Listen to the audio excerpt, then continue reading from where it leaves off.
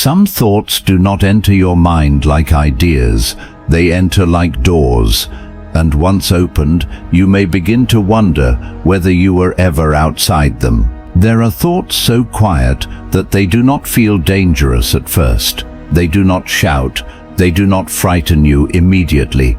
They simply sit in the corner of the mind, waiting for your attention to soften. And when the world becomes still, when the room grows dark, when your breathing slows, they begin to unfold. Tonight, we are not entering loud fears, we are entering the silent ones. The thoughts that philosophers, dreamers, scientists and lonely minds have touched for centuries. Thoughts that make reality feel thinner, thoughts that make the self feel less solid. Thoughts that do not destroy you, but gently ask whether the you protect so carefully was ever as real as it seemed. So let your eyes grow heavy, let the outside world fade, and if one of these thoughts follows you into sleep, do not resist it. Sometimes the most dangerous thought is only dangerous because it might be true. The thought that thinks you. You believe you are the one having thoughts. It feels obvious. A thought appears, and you say, "I thought that." A memory rises, and you say, "I remembered." A fear moves through the chest, and you say, "I am afraid." Every moment of inner life seems to gather around one silent center, one private owner, one invisible person behind the eyes. But the dangerous thought begins when you ask a very simple question. Before a thought appears, do you choose it? Sit with that for a moment. You do not usually decide what your next thought will be. You may decide to think about something, but even that decision appears as a thought first. You may say, "I will think of the ocean," but where did that sentence come from? Why the ocean and not a forest? Why now and not 10 seconds ago?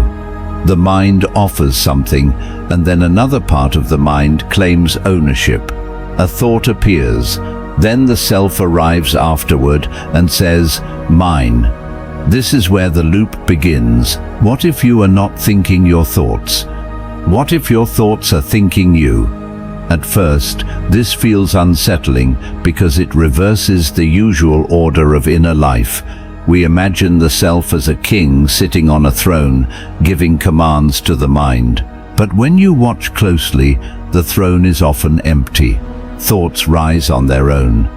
Images appear without permission. Songs repeat without invitation. Worries return even after you tell them to leave. Dreams create entire worlds, while the you who claims control is asleep. So who is really in charge? The answer is not that you are powerless. The answer is stranger and softer than that. You are not a separate ruler controlling the mind from outside. You are part of the movement itself. The self is not standing behind the river. The self is one of the shapes the river makes. The thought appears, and with it appears the feeling of me. Another thought appears, and the me changes slightly. You remember an old mistake, and suddenly you are guilty.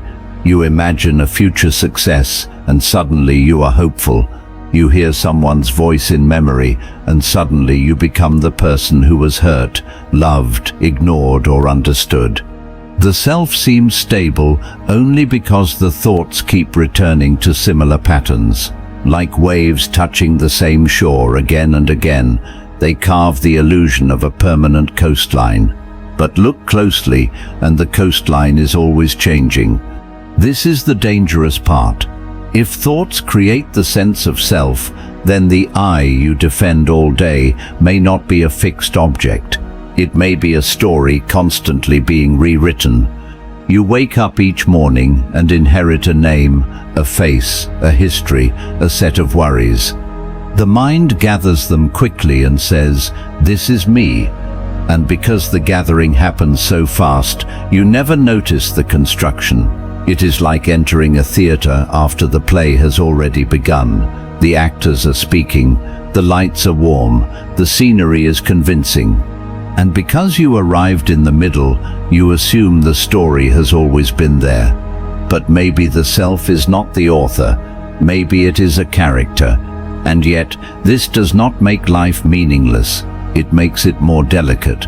Because if the self is shaped by thoughts, then every thought you feed becomes part of the room you live inside.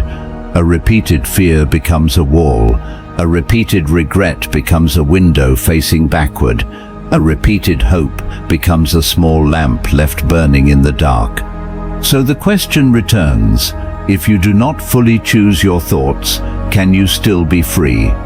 Yes, but not in the way you imagined.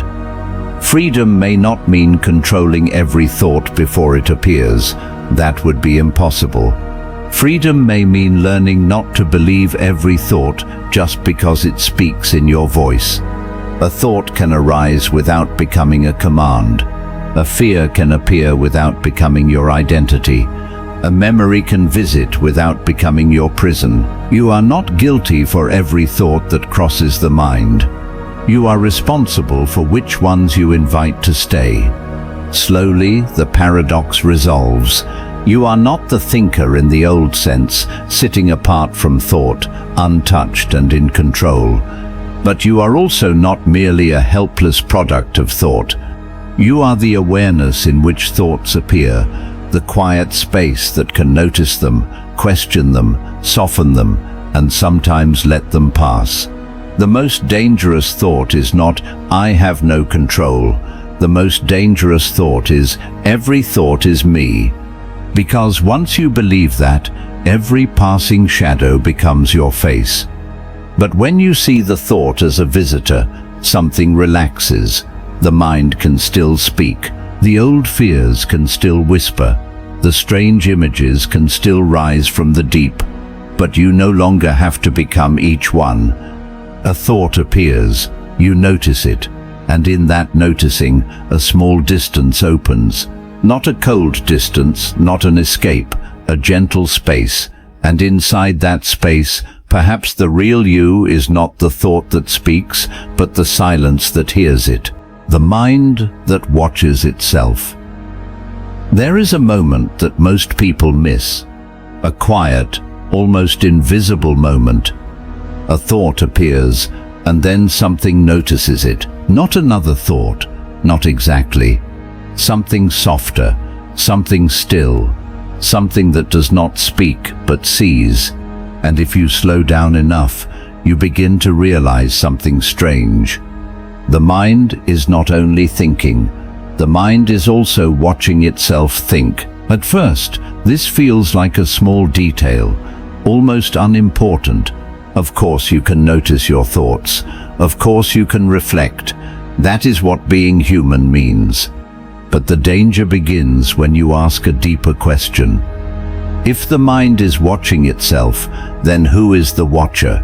Stay with that question, but do not rush to answer it. When a thought appears, like a memory or a worry, you can observe it. You can say, "I am thinking about something." That means there are two layers, one that produces the thought and one that is aware of it. So which one is you? Are you the thought that speaks or the awareness that listens? At first, the mind tries to solve this quickly. It says, both. It says, "I am the whole system." But that answer feels like a shortcut. It closes the door too soon. Because if you look more closely, the two feel very different. Thoughts are loud, they move quickly, they change, they argue, repeat, and sometimes spiral. But the watcher, the one who notices, feels quiet, still, almost untouched. You can have a chaotic mind, full of noise and confusion, and yet something inside remains calm enough to observe it. Like standing outside a storm and watching the wind shake the trees. But here is where the paradox deepens. If you try to look directly at the watcher, it disappears. Try it now. Turn your attention inward and ask, what is watching my thoughts? For a brief second, there is silence. Not an answer, not a clear image, just a kind of emptiness, and then, quickly, another thought appears to explain it. But that thought is not the watcher. It is just another voice. So again, the question returns. If you can observe your thoughts, but you cannot observe the observer, what are you? This is where the mind becomes uncomfortable, because it is used to identifying with something solid, a body, a name, a personality, a story. But the watcher has no shape. It does not have a voice you can hear. It does not have a face you can imagine. It is simply awareness. And awareness cannot be seen the same way objects are seen. You can see a chair because it is separate from you. You can hear a sound because it moves through space. But awareness is not separate. It is the space in which everything appears. Like trying to see your own eyes without a mirror. You are looking from them, not at them. And this leads to the dangerous thought. What if the real you is not the thoughts at all, but the silent awareness behind them? At first, this feels peaceful, almost comforting. If you are the watcher, then you are not trapped by every fear or worry. You are not every passing thought. You are something deeper, something more stable. But then another question quietly rises. If the watcher is silent, if it has no story, no personality, no clear identity, then who are you, really? The personality you defend all day, the opinions, the preferences, the memories, they all belong to the thinking mind. They are patterns of thought repeating over time. But the watcher does not carry those patterns. It does not say, "This is who I am." It simply notices. So if you are the watcher, then the version of you that feels so important, so personal, so real, might be something that appears within you, not something you truly are. This is where the mind begins to resist, because this thought feels like losing something. If you are not your thoughts, not your story, not even your personality in a fixed way, then what is left? The answer is subtle. What is left is what has always been there. The quiet awareness that was present when you were a child, even though your thoughts were different then. The same awareness that is here now, even as your life has changed, your beliefs have shifted, your memories have grown. Everything about you has changed, except the fact that you are aware. That has remained constant. So the paradox resolves itself in a strange way. You are not the mind that constantly changes, and you are not something separate from it either. You are the space in which the mind moves. The watcher does not control every thought, but it does not need to. Because once you recognize the watcher, something shifts. Thoughts lose a little of their grip. Fear becomes something you can observe, not something you must become. Even confusion becomes softer, less threatening, because you are no longer trapped inside every thought. You are watching them come and go, like clouds passing through a sky that does not move. And the sky does not need to chase the clouds away. It simply allows them to pass. So the question was, if the mind watches itself, then who is the watcher? The answer is this. The watcher is not something you can find as an object, because it is what is doing the finding. It is not hidden. It is simply overlooked. And once you notice it, even briefly, you may begin to understand something quietly powerful. You are not just the voice in your head. You are the silence that hears it. And that silence has always been there. The fear that creates its own danger. There is a kind of fear that does not wait for danger. It moves before anything has happened. It imagines, it predicts, it prepares. And in doing so, it quietly begins to shape the very thing it is trying to avoid. At first, this seems like intelligence. The mind scans the future and says, something could go wrong. It builds scenarios, rehearses outcomes, tries to stay one step ahead. It feels like protection, it feels like control. But then something subtle begins to happen. The body reacts as if the imagined danger is already real. Your chest tightens, your breath becomes shallow, your thoughts begin to repeat, circling the same possibility again and again.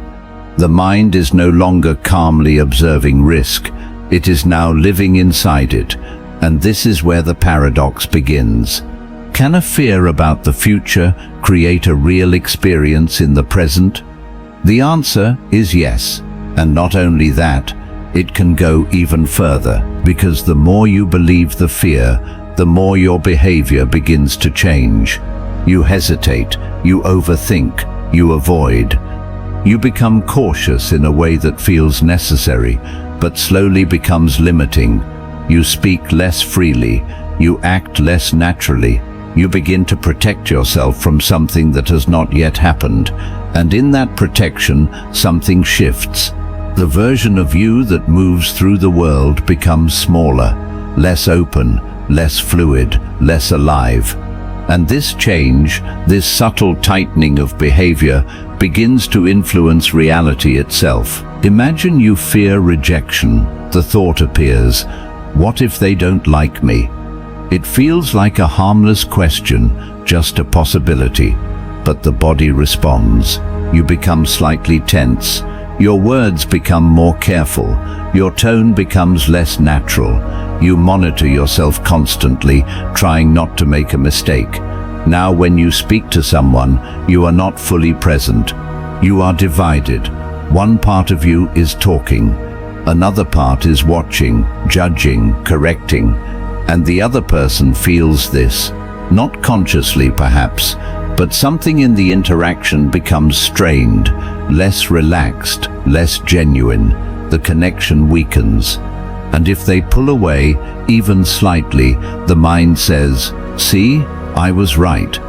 But was the fear predicting reality or shaping it? This is the dangerous loop. Fear imagines a future. The body reacts as if it is real. Behavior changes to avoid it. And that behavior subtly creates the conditions for the fear to come true. So again, the question deepens. Is fear protecting you or quietly building the world it fears? At first, it seems like fear must be useful. After all, without fear, how would you avoid real danger? How would you survive? And this is true. There is a kind of fear that is immediate and clear. You see a threat and the body responds.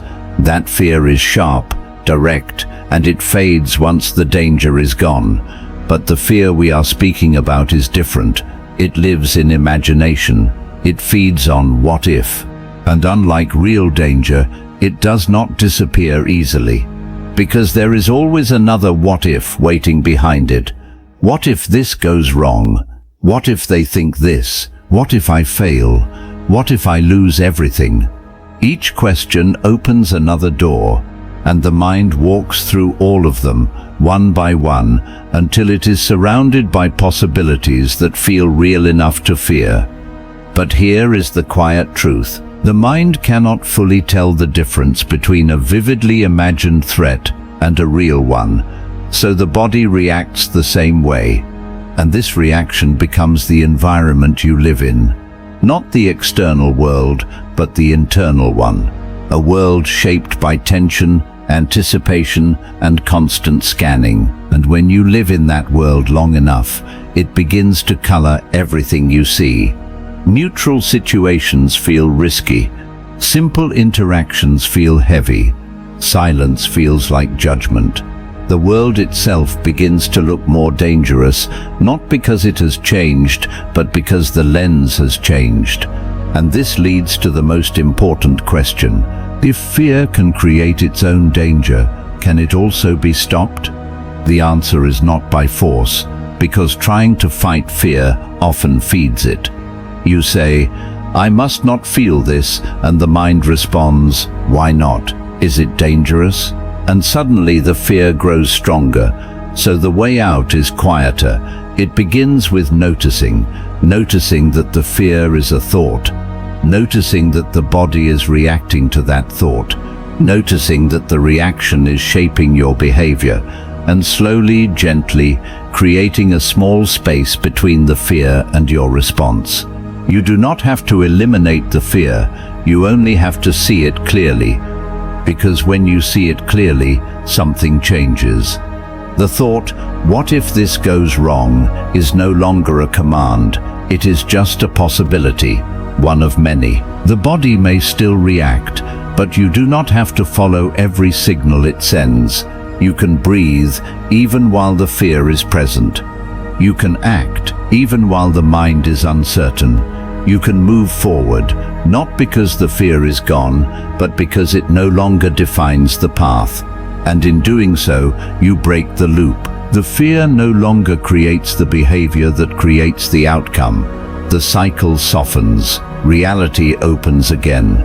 So the paradox resolves itself quietly.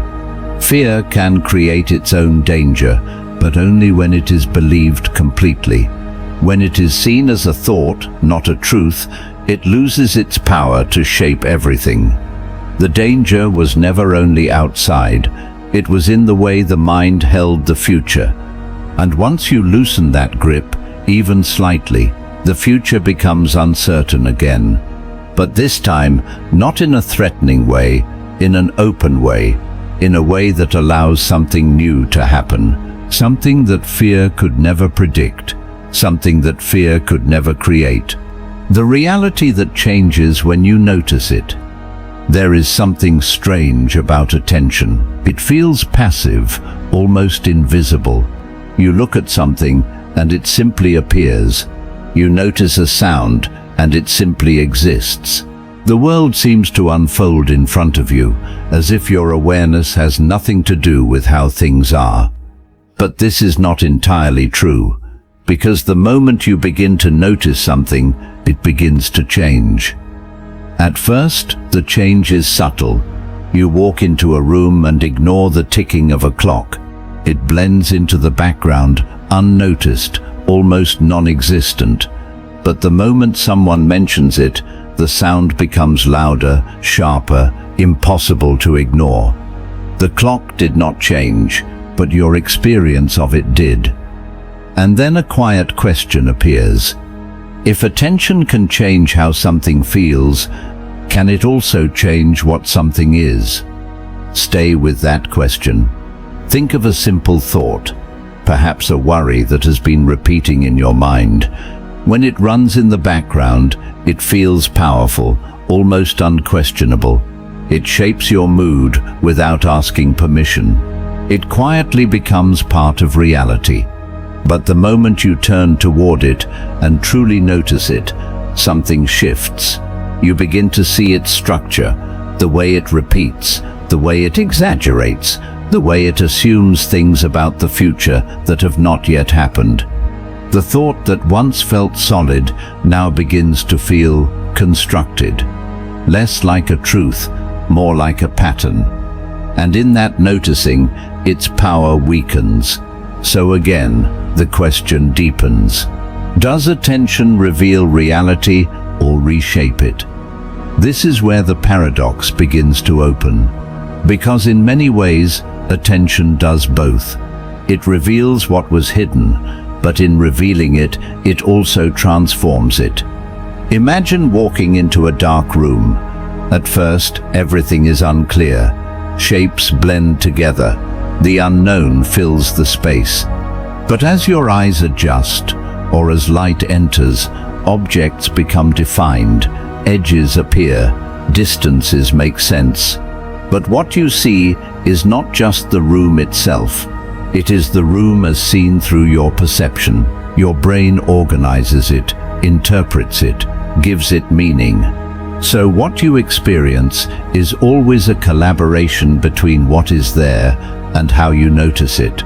And this is not limited to objects. It extends to emotions, thoughts, even your sense of self. Take anxiety, for example. When it is unnoticed, it feels overwhelming. It spreads through the body, shaping your entire state. You become the anxiety. It feels like this is how things are. But when you pause and gently notice it, you begin to see its movement, a tightness in the chest, a quickening of breath, a certain kind of thought repeating itself. And suddenly, the anxiety is no longer the entire reality.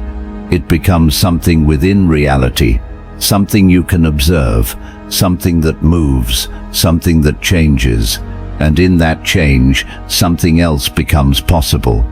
This leads to the dangerous thought: if attention changes experience so deeply, then what you call reality may not be as fixed as it seems. It may depend, at least in part, on what you notice and how you notice it. At first, this idea can feel unsettling because we want reality to be stable, independent, solid. We want to believe that things are simply out there, unchanged by our perception. But your daily experience tells a different story. A single comment can ruin your day or be forgotten in minutes, depending on how much attention you give it. A small pain in the body can grow into something overwhelming or fade away, depending on how closely you focus on it. Even time itself seems to stretch and shrink based on where your attention rests. So what is happening? The mind is not just receiving reality, it is actively shaping the way reality is experienced, and this shaping becomes stronger the more unconscious it is. When you are not aware of your attention, it gets pulled by habit, toward worry, toward negativity, toward familiar patterns, and these patterns begin to define the world you live in. Not because the world has changed, but because your way of seeing it has. So the question returns: if attention shapes reality, can you control it? The answer is not entirely. Attention moves naturally. It is drawn to certain things. It drifts. It reacts. Trying to control it completely often creates tension, but you can guide it gently, like placing a hand on a moving stream, not to stop it, but to influence its direction. You can notice where your attention is going. You can bring it back softly, without force. You can choose again and again what deserves your focus. And in doing so, you begin to reshape your experience, not by changing the external world, but by changing your relationship to it. And something interesting begins to happen. Reality feels less heavy, less fixed, more open, because you are no longer trapped in one way of seeing. You begin to realize that attention is like a light. Where it shines, things become clear, amplified, alive. Where it does not, things fade into the background. And you are not the objects in the room. You are, in a quiet way, the one holding the light. So the paradox resolves itself slowly. Reality does not change in its essence every time you notice it, but your experience of it does. And your experience is the only reality you ever directly know. So when you notice something, you are not just observing it, you are participating in it.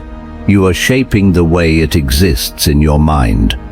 And once you see this, even briefly, you begin to understand something both powerful and gentle. You may not control the entire world, but you are never separate from how it appears to you.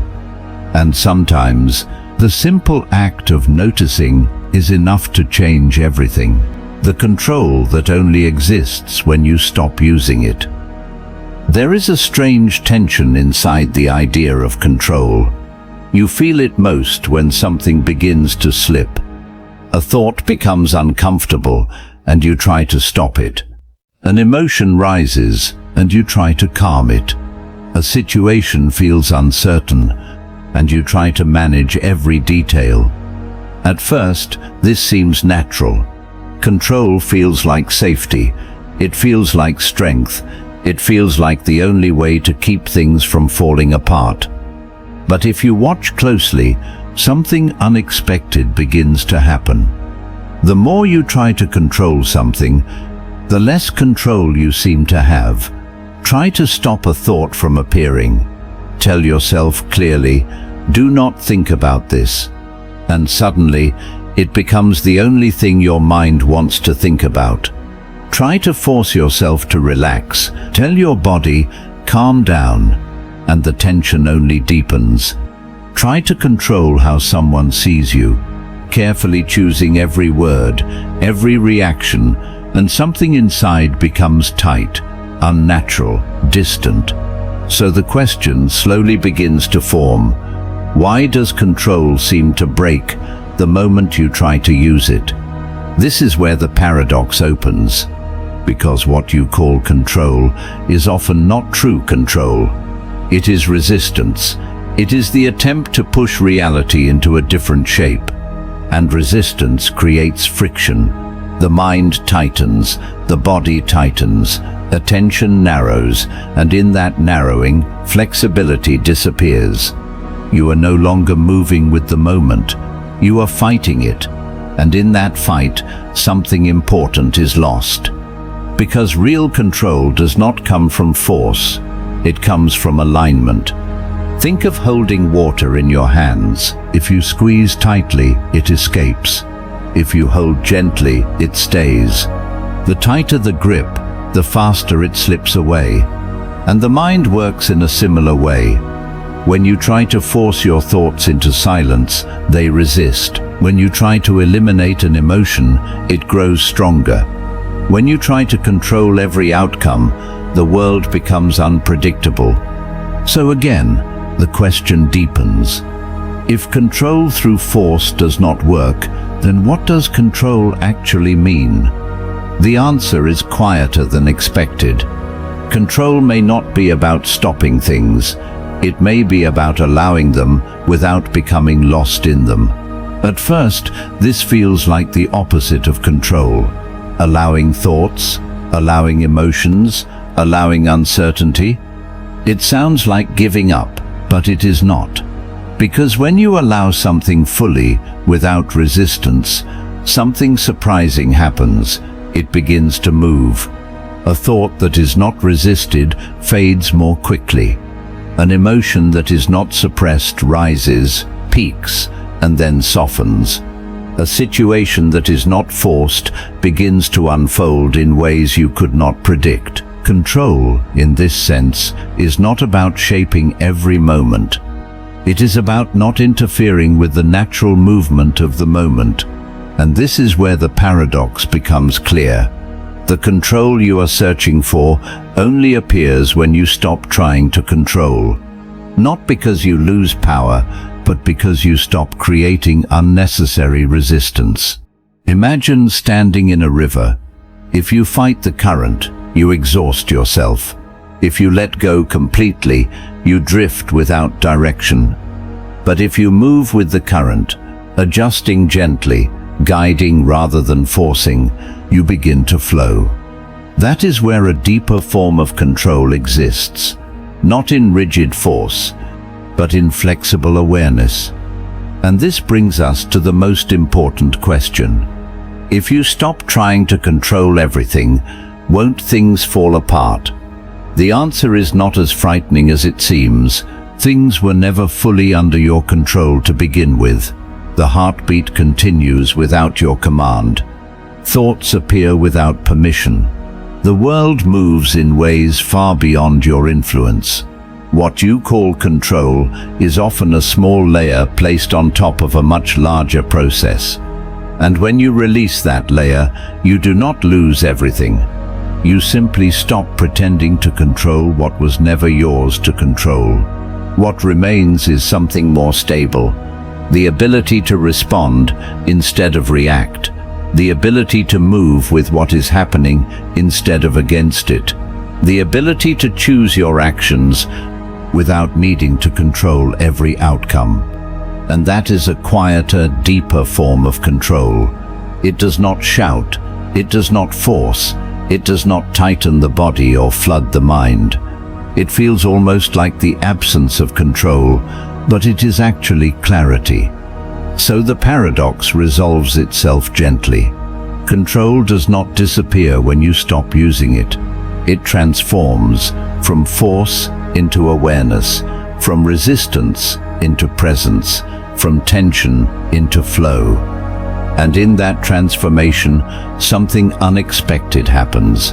Life feels less like something you must manage, and more like something you can move within, without gripping, without forcing, without fear of losing control.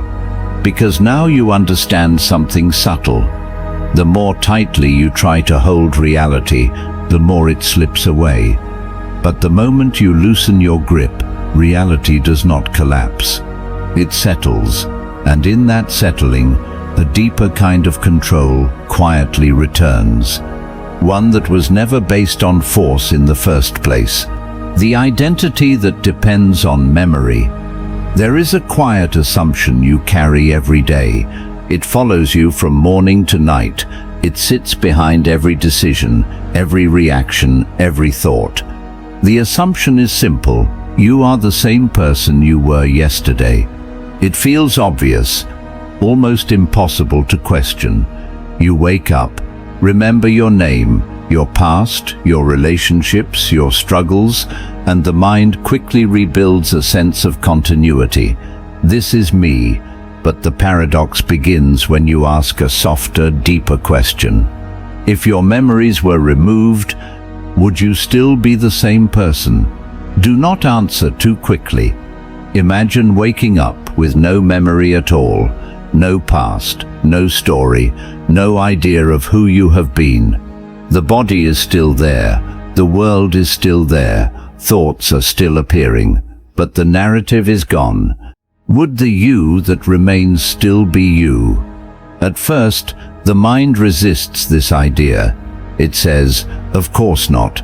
My memories define me. My experiences shape who I am. And this is true in a way. Your preferences, your fears, your beliefs, they are all connected to what you remember. The mind builds patterns based on past experience. It learns, adapts, creates a personality that feels stable over time. But look more closely.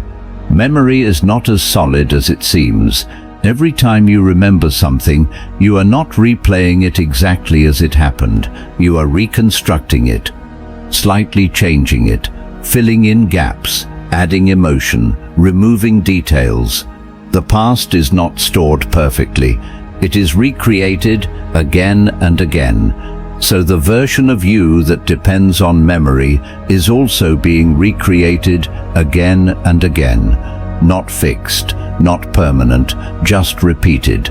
Like telling the same story every day until it feels true simply because it has been told so many times. And this leads to the deeper question. If your identity is built from memory and memory is constantly changing, then what exactly is stable about who you are? At first, this feels unsettling because it suggests that the self is not as solid as it appears.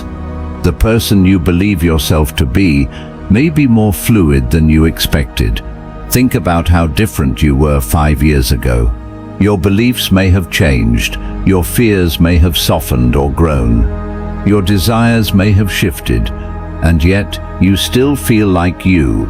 Why? Because the mind connects these changing versions with memory. It creates a thread, a sense of continuity, even when everything along that thread is different. But if the thread itself is made of changing memories, then the continuity is not as strong as it feels.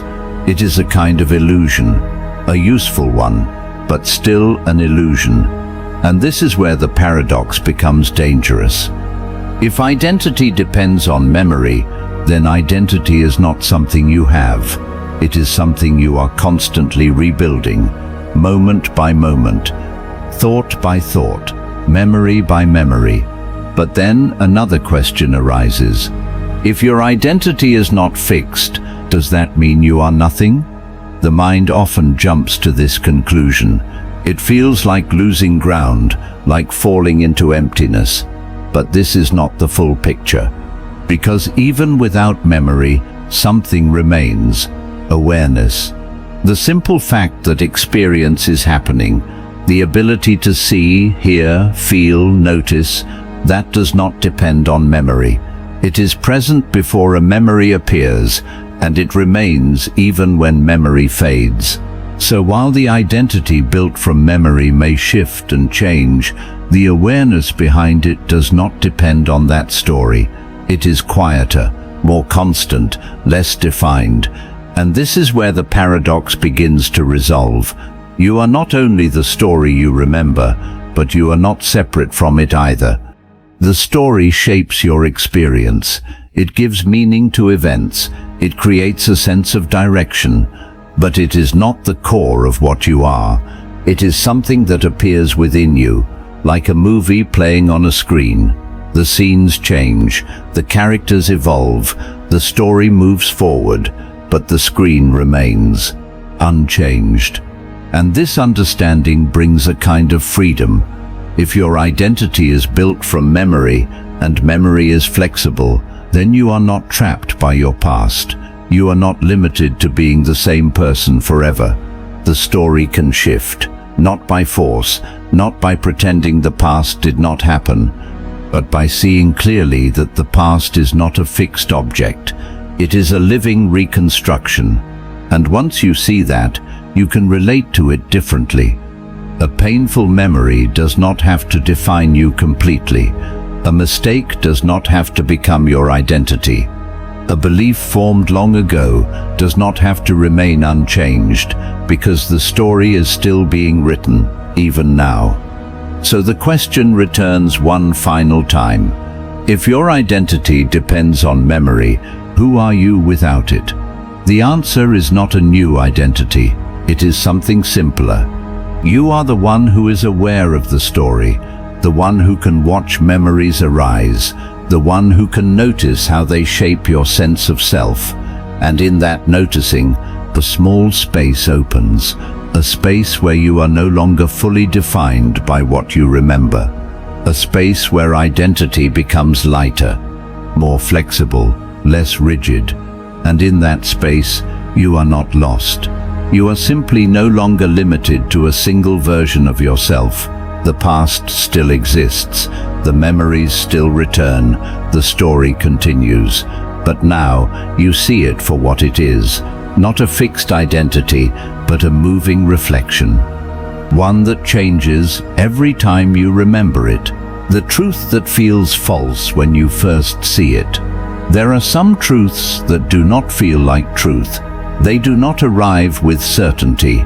They do not feel solid or reassuring. They do not immediately make sense. Instead, they feel wrong, uncomfortable, unfamiliar, almost like something your mind wants to reject. And that is where the paradox begins. Why would something true feel false at first? Stay with that question, because the answer is not about truth itself. It is about what you are used to believing. The mind builds its reality slowly, over time. It gathers ideas, patterns, beliefs, and repetitions. It forms expectations about how things should be. It creates a kind of internal map, a structure that helps you move through the world without questioning everything. This map feels like truth, not because it is always correct, but because it is familiar, and familiarity feels safe. So when a new idea appears, one that does not fit the map, the mind reacts. It resists. Not because the idea is false, but because it does not belong to what is already known. Think of a simple example. For a long time, you may have believed that your thoughts define who you are. Every thought felt personal. Every emotion felt like a reflection of your identity. Then one day, you encounter a different idea. You are not your thoughts. At first, it feels wrong, even confusing. If you are not your thoughts, then what are you? The idea does not immediately settle. It creates tension. It challenges something deeply rooted. But if you stay with it, slowly, gently, something begins to shift. You start to notice that thoughts appear on their own. You begin to see that they change constantly. You observe that some thoughts contradict others, yet you still feel like the same you. And gradually, the idea that once felt false begins to feel possible, then real, and finally, obvious. So the question returns, did the truth change? Or did your ability to see it change? This is where the paradox deepens. Truth does not always feel true at first, because truth is not measured by comfort. It is measured by clarity, but clarity often comes after confusion, after resistance, after the mind struggles to fit something new into its existing structure. And during that struggle, the truth feels like a mistake, like something that should be ignored, because it does not match what you already believe. But what you already believe is not always accurate. It is simply repeated, reinforced, accepted over time.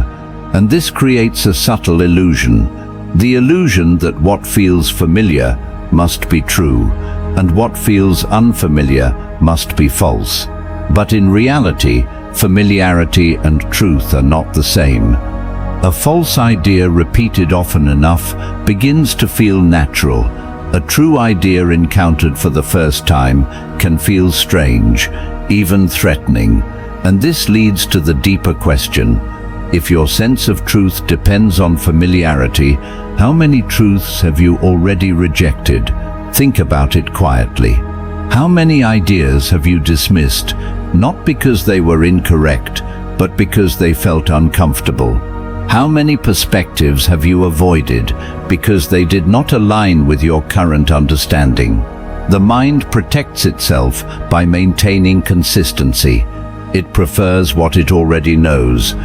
It resists what challenges its structure, and in doing so, it can sometimes close itself off from truth, but not permanently, because something inside you is still curious, still open, still capable of noticing when something does not fully make sense, even if it feels familiar. And that curiosity becomes the doorway.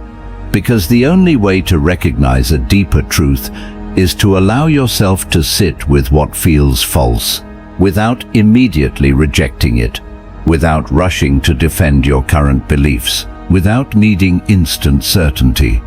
This is not easy, because it creates a kind of internal instability, a moment where you do not fully know what is true, a moment where the ground beneath your understanding feels less solid. But this instability is not a weakness, it is part of the process, like your eyes adjusting to darkness before they can see clearly. The discomfort is temporary, the clarity comes later, and when it does, it feels different from belief. It feels quieter, more natural, less forced, because it is not something you are trying to hold on to. It is something you simply see, so the paradox resolves itself gently. A truth can feel false, not because it is incorrect, but because it has not yet become familiar. And familiarity comes through observation, through reflection, through the slow reshaping of the mind's internal map. So when you encounter something that feels slightly wrong, slightly unsettling, it may not always be a mistake. Sometimes it is the beginning of understanding. Something new, pressing against the edges of what you already know. Something that does not fit yet, but might if you allow it.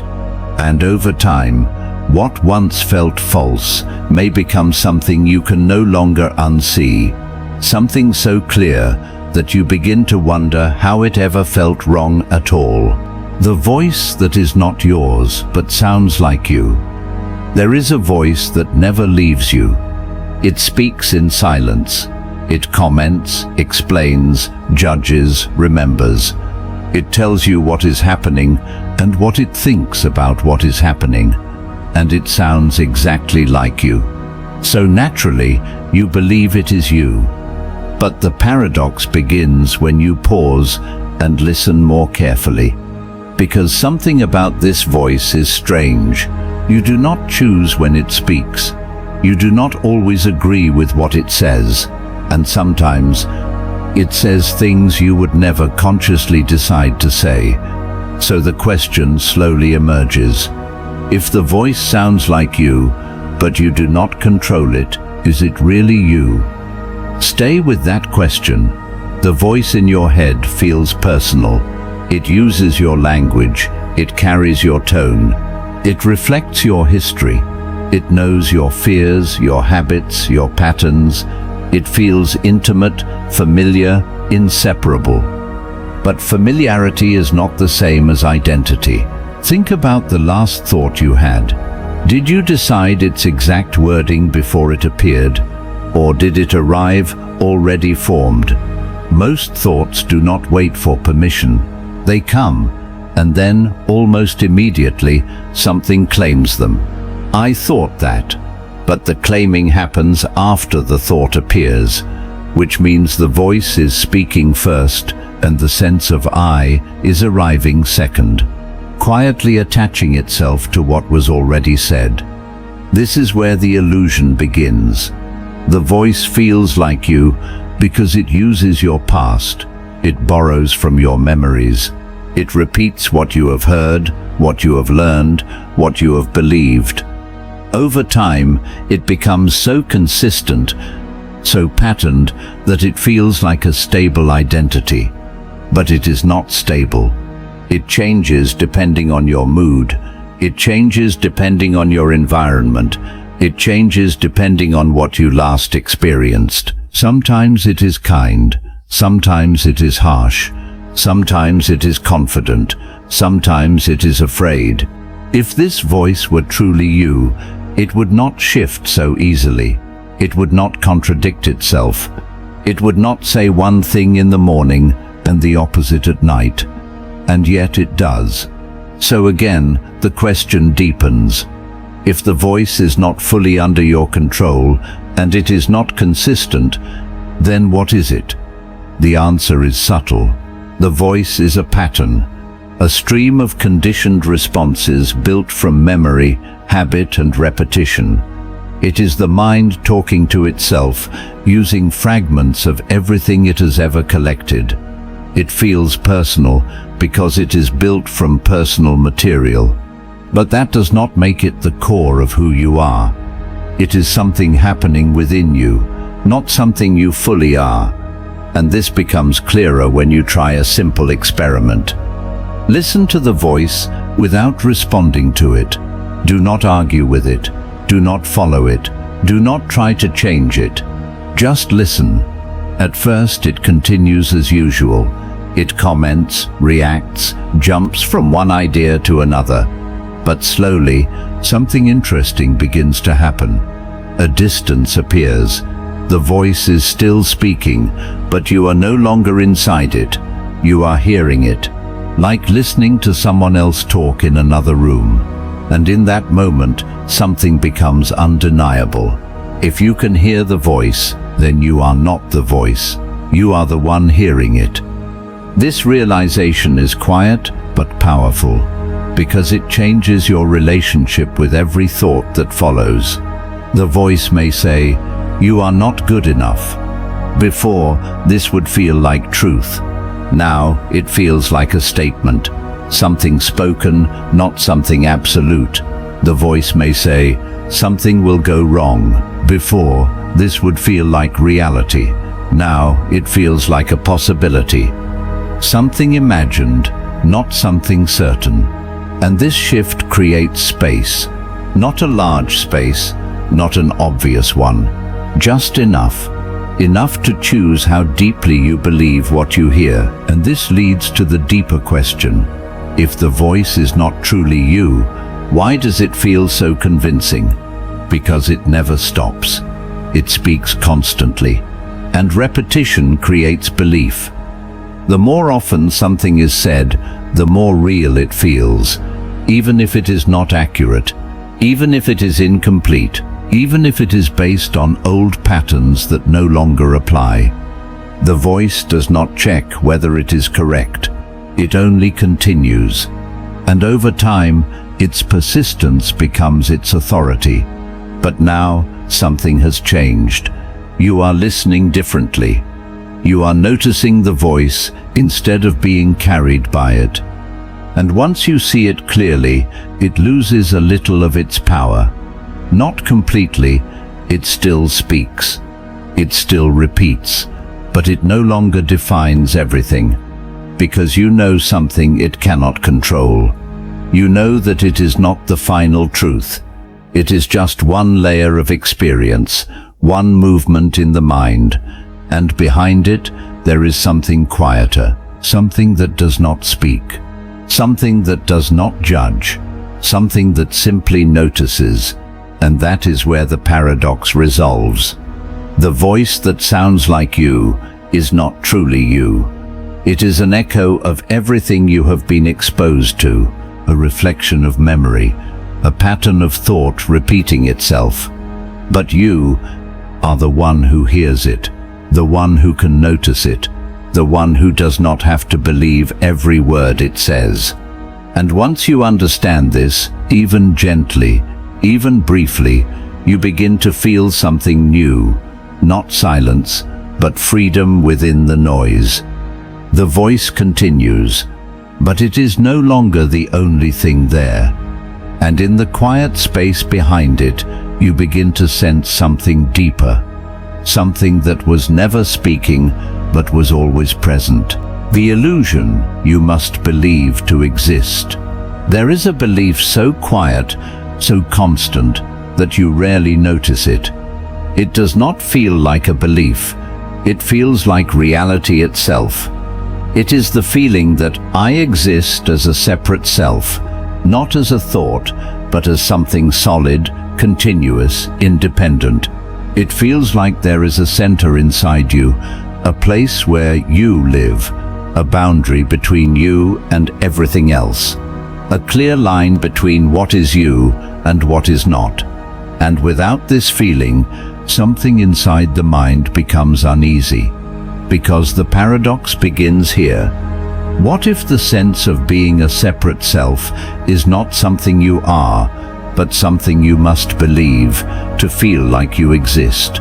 Stay with that. From the moment you wake up, the mind begins building the self. It gathers memories, your name, your past, your responsibilities. It gathers sensations, the feeling of your body, your location in space. It gathers thoughts, your plans, your worries, your preferences. And from all of this, it constructs a center, a point of reference. I am here. But look closely. This center is not always consistent. Sometimes it feels located in your head, sometimes in your chest. Sometimes it disappears entirely when you are deeply focused, lost in music, or fully present in a moment. There are moments when the self fades, but experience continues. The world does not disappear. Awareness does not stop. Life goes on without the constant narration of me. So the question slowly emerges. If the sense of self can fade and yet experience continues, then is the self required for existence, or is it something layered on top of it? At first, the mind resists this question, because the idea of not being a fixed self feels like losing something. It feels like falling into emptiness, like becoming nothing. But look more carefully.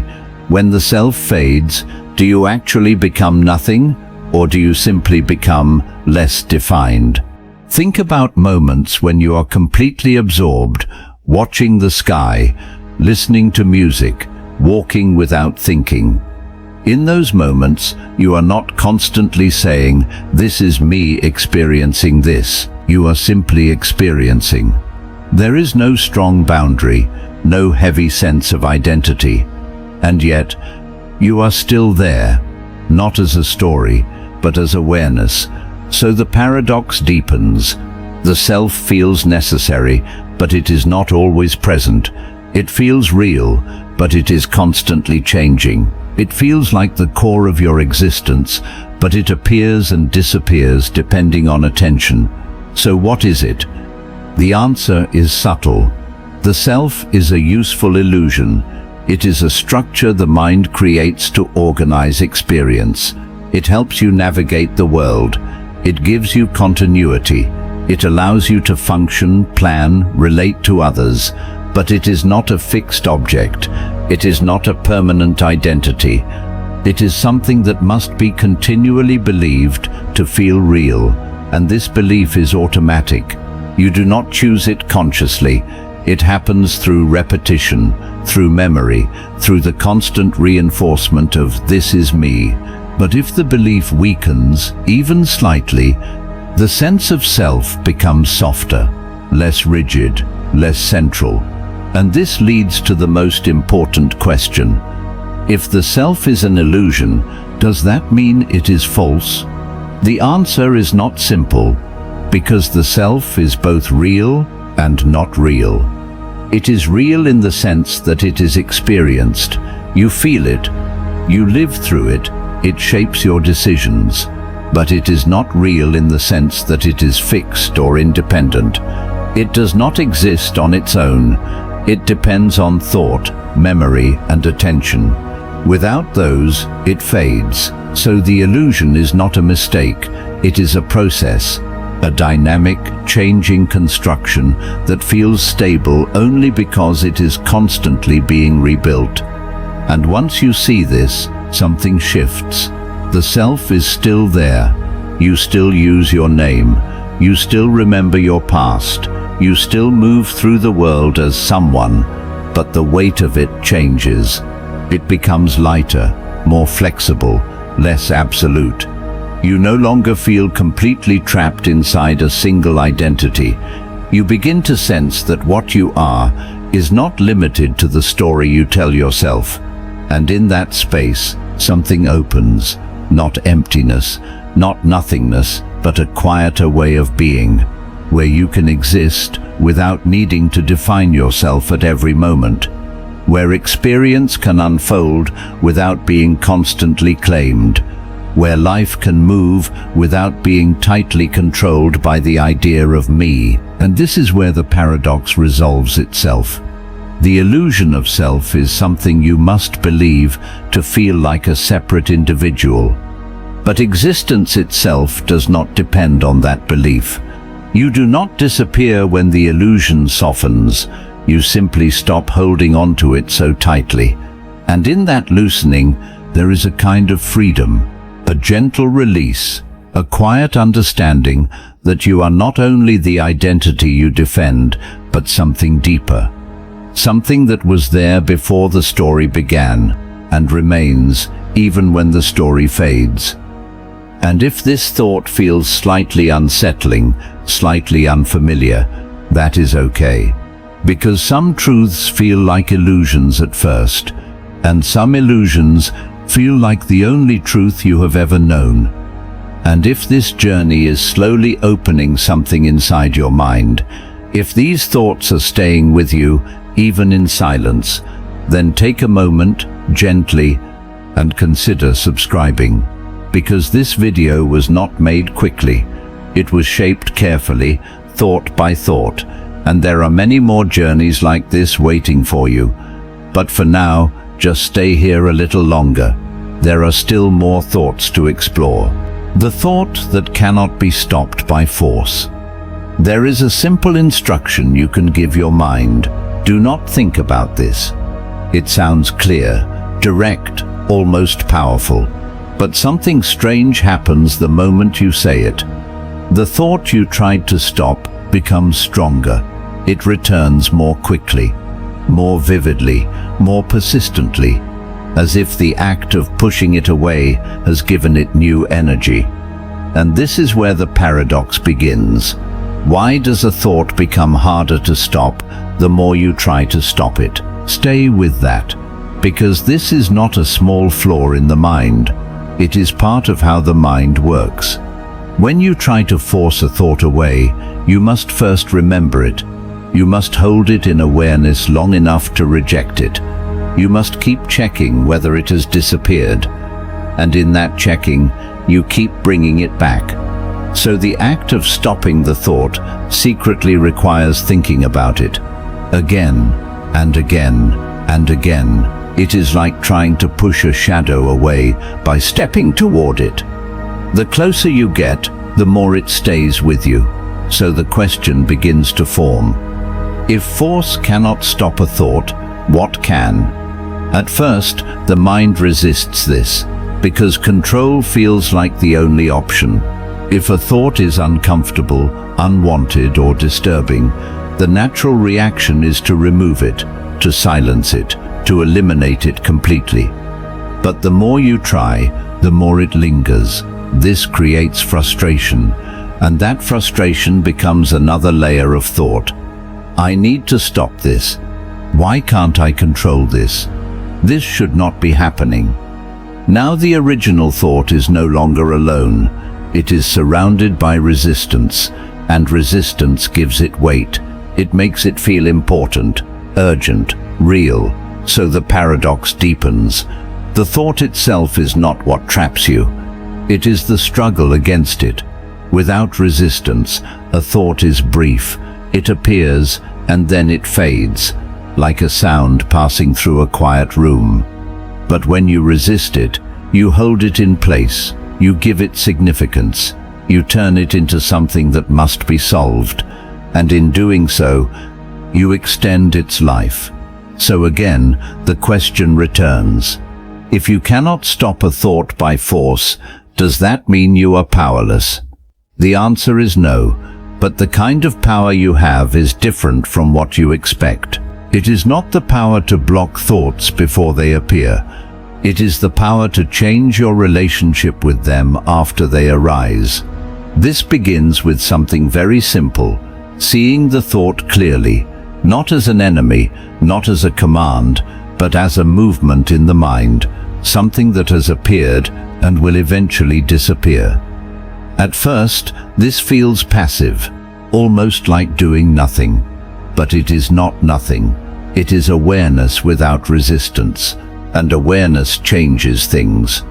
When you stop fighting a thought, it loses its fuel. It may still return for a while, it may repeat, but each time, if it is met without force, without struggle, it begins to weaken, not because you pushed it away, but because you stopped holding it in place. Think of a fire. If you try to grab it with your hands, you get burned. If you panic and move wildly, you spread it.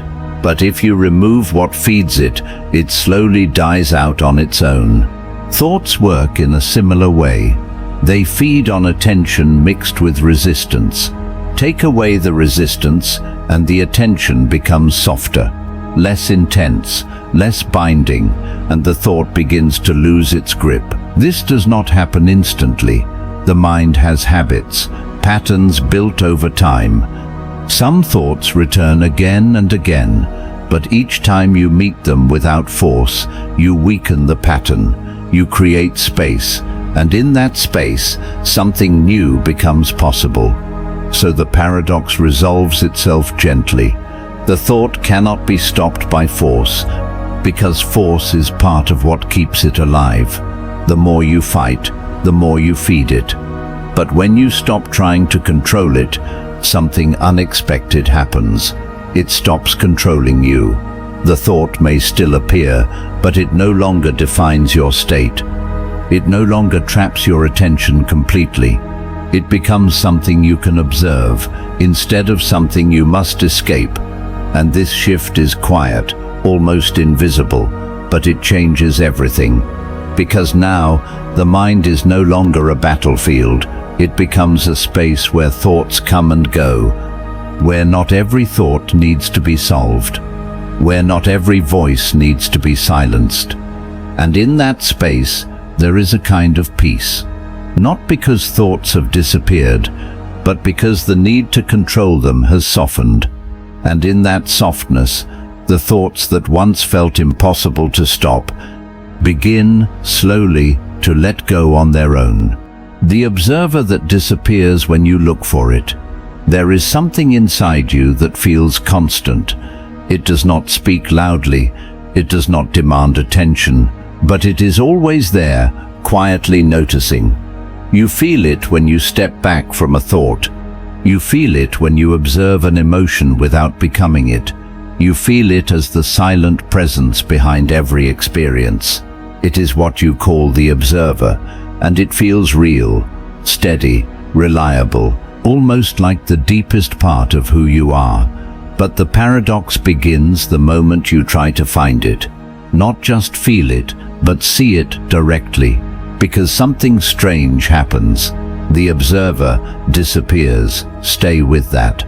You can notice your thoughts, you can notice your body, you can notice your emotions. Each of these can become an object of attention. But when you turn your attention toward the one who is noticing, there is nothing there. No shape, no image, no clear identity, just a kind of openness, a quiet absence of form. So the question slowly emerges. If the observer disappears when you look for it, does it really exist? At first, this feels confusing, because you clearly experience something like an observer. There is awareness, there is noticing, there is a sense of being present, but the moment you try to capture it, to define it, it slips away, like trying to hold water in your hands, or trying to see your own eyes without a mirror. The more directly you search, the less you find, and this creates a strange tension. You know something is there, but you cannot locate it, you cannot point to it, you cannot describe it in the same way you describe everything else. So again, the question deepens. What is the observer if it cannot be observed? The answer is subtle. The observer is not an object. It is not something you can look at, because it is what is doing the looking. Everything you can observe is something that appears within awareness. Thoughts appear, sensations appear, images appear.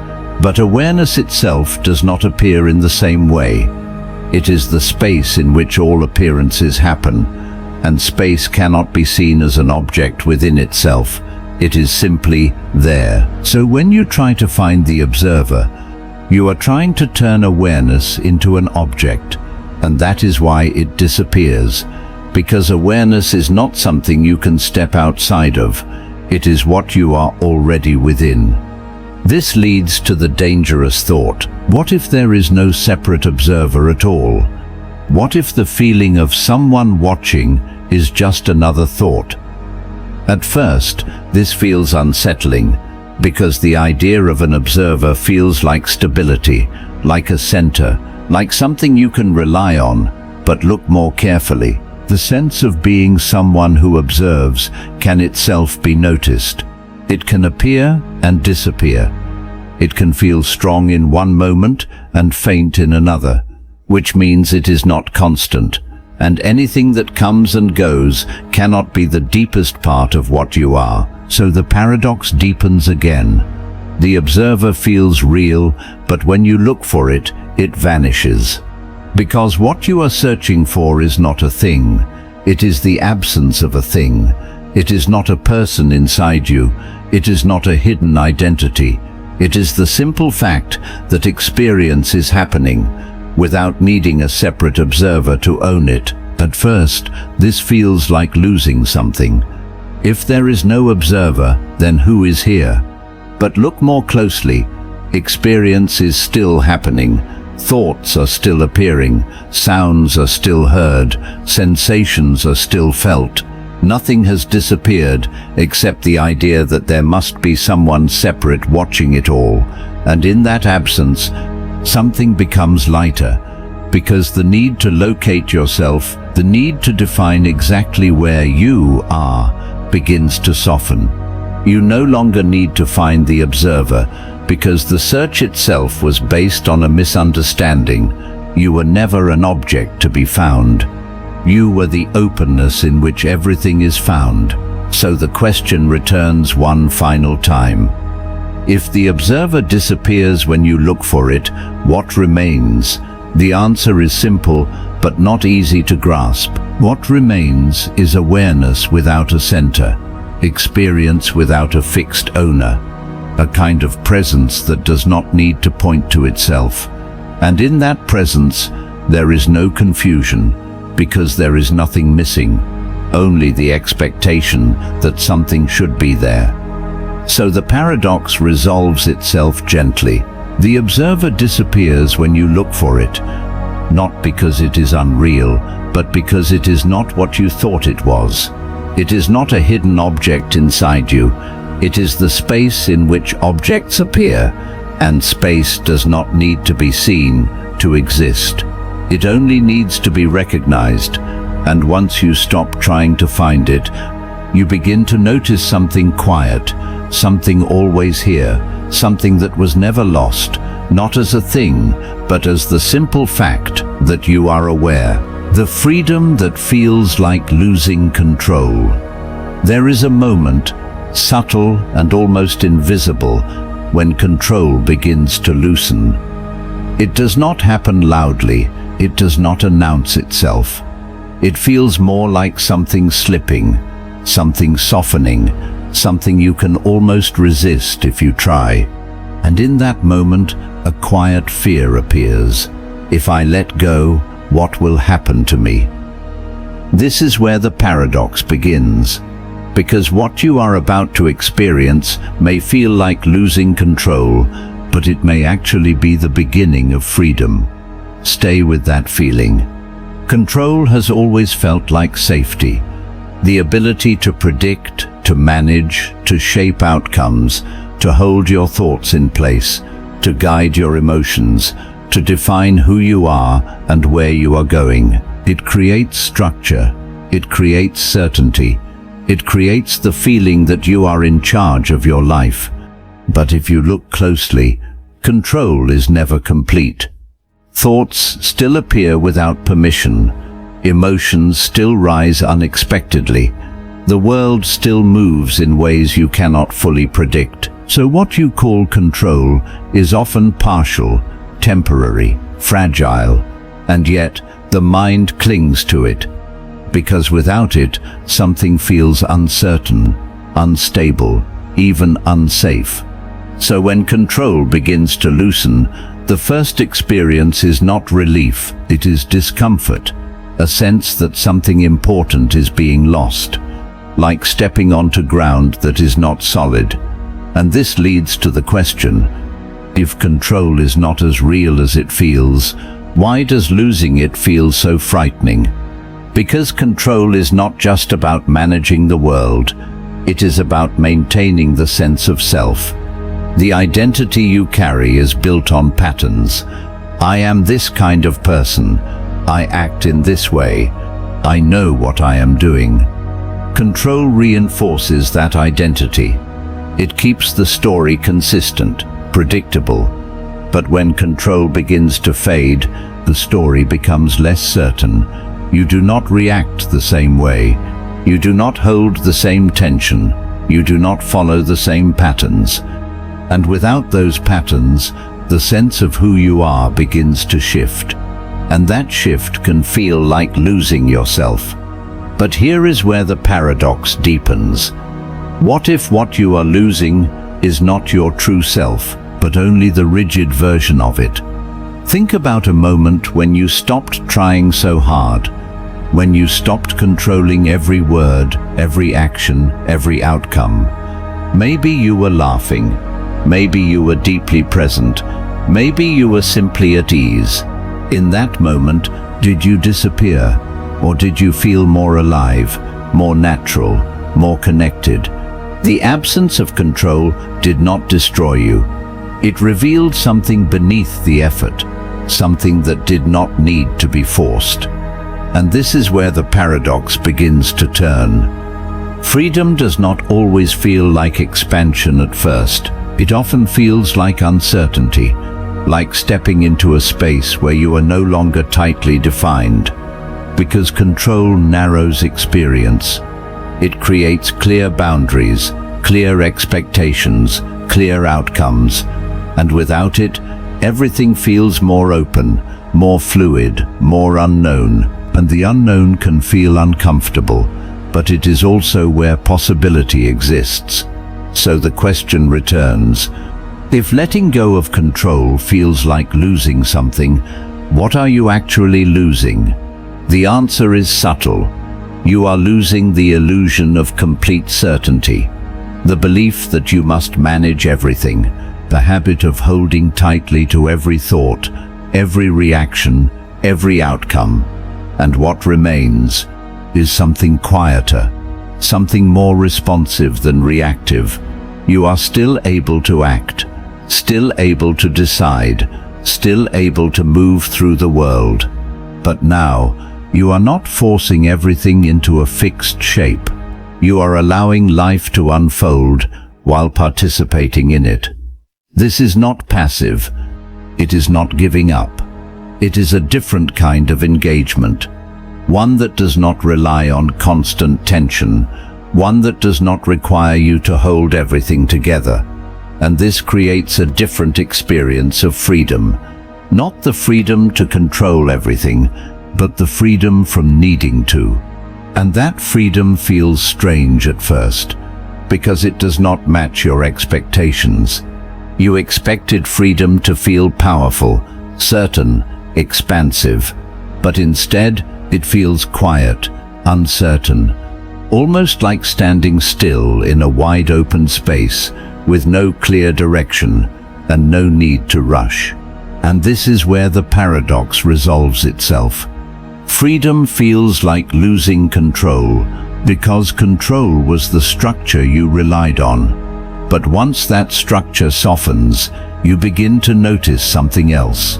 You are still here, still aware, still capable of moving, choosing, experiencing.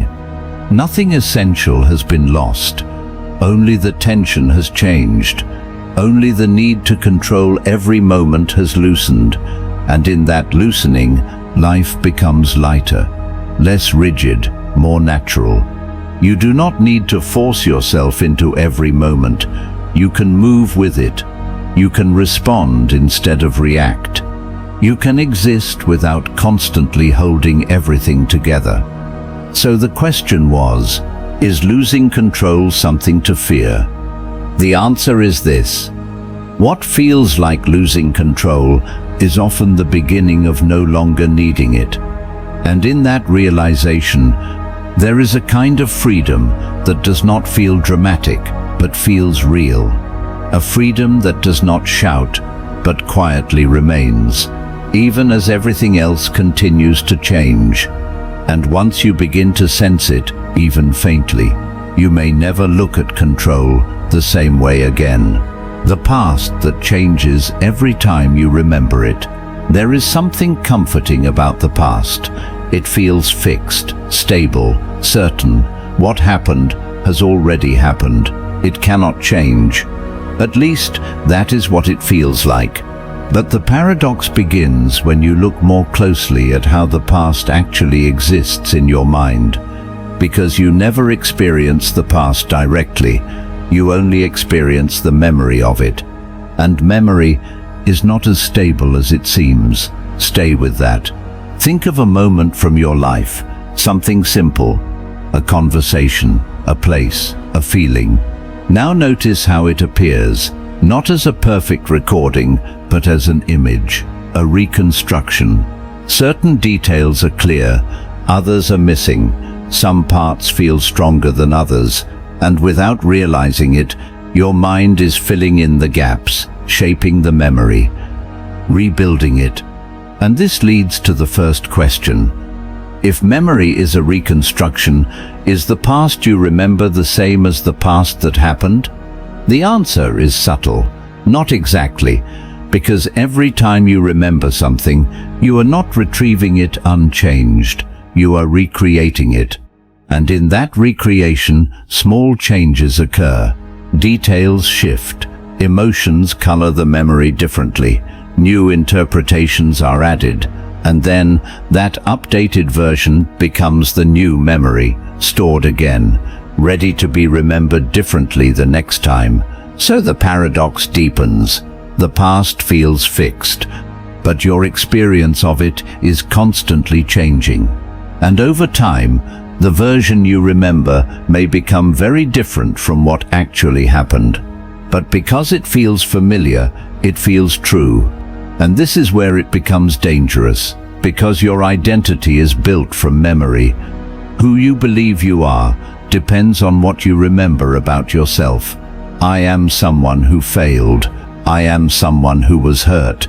I am someone who succeeded.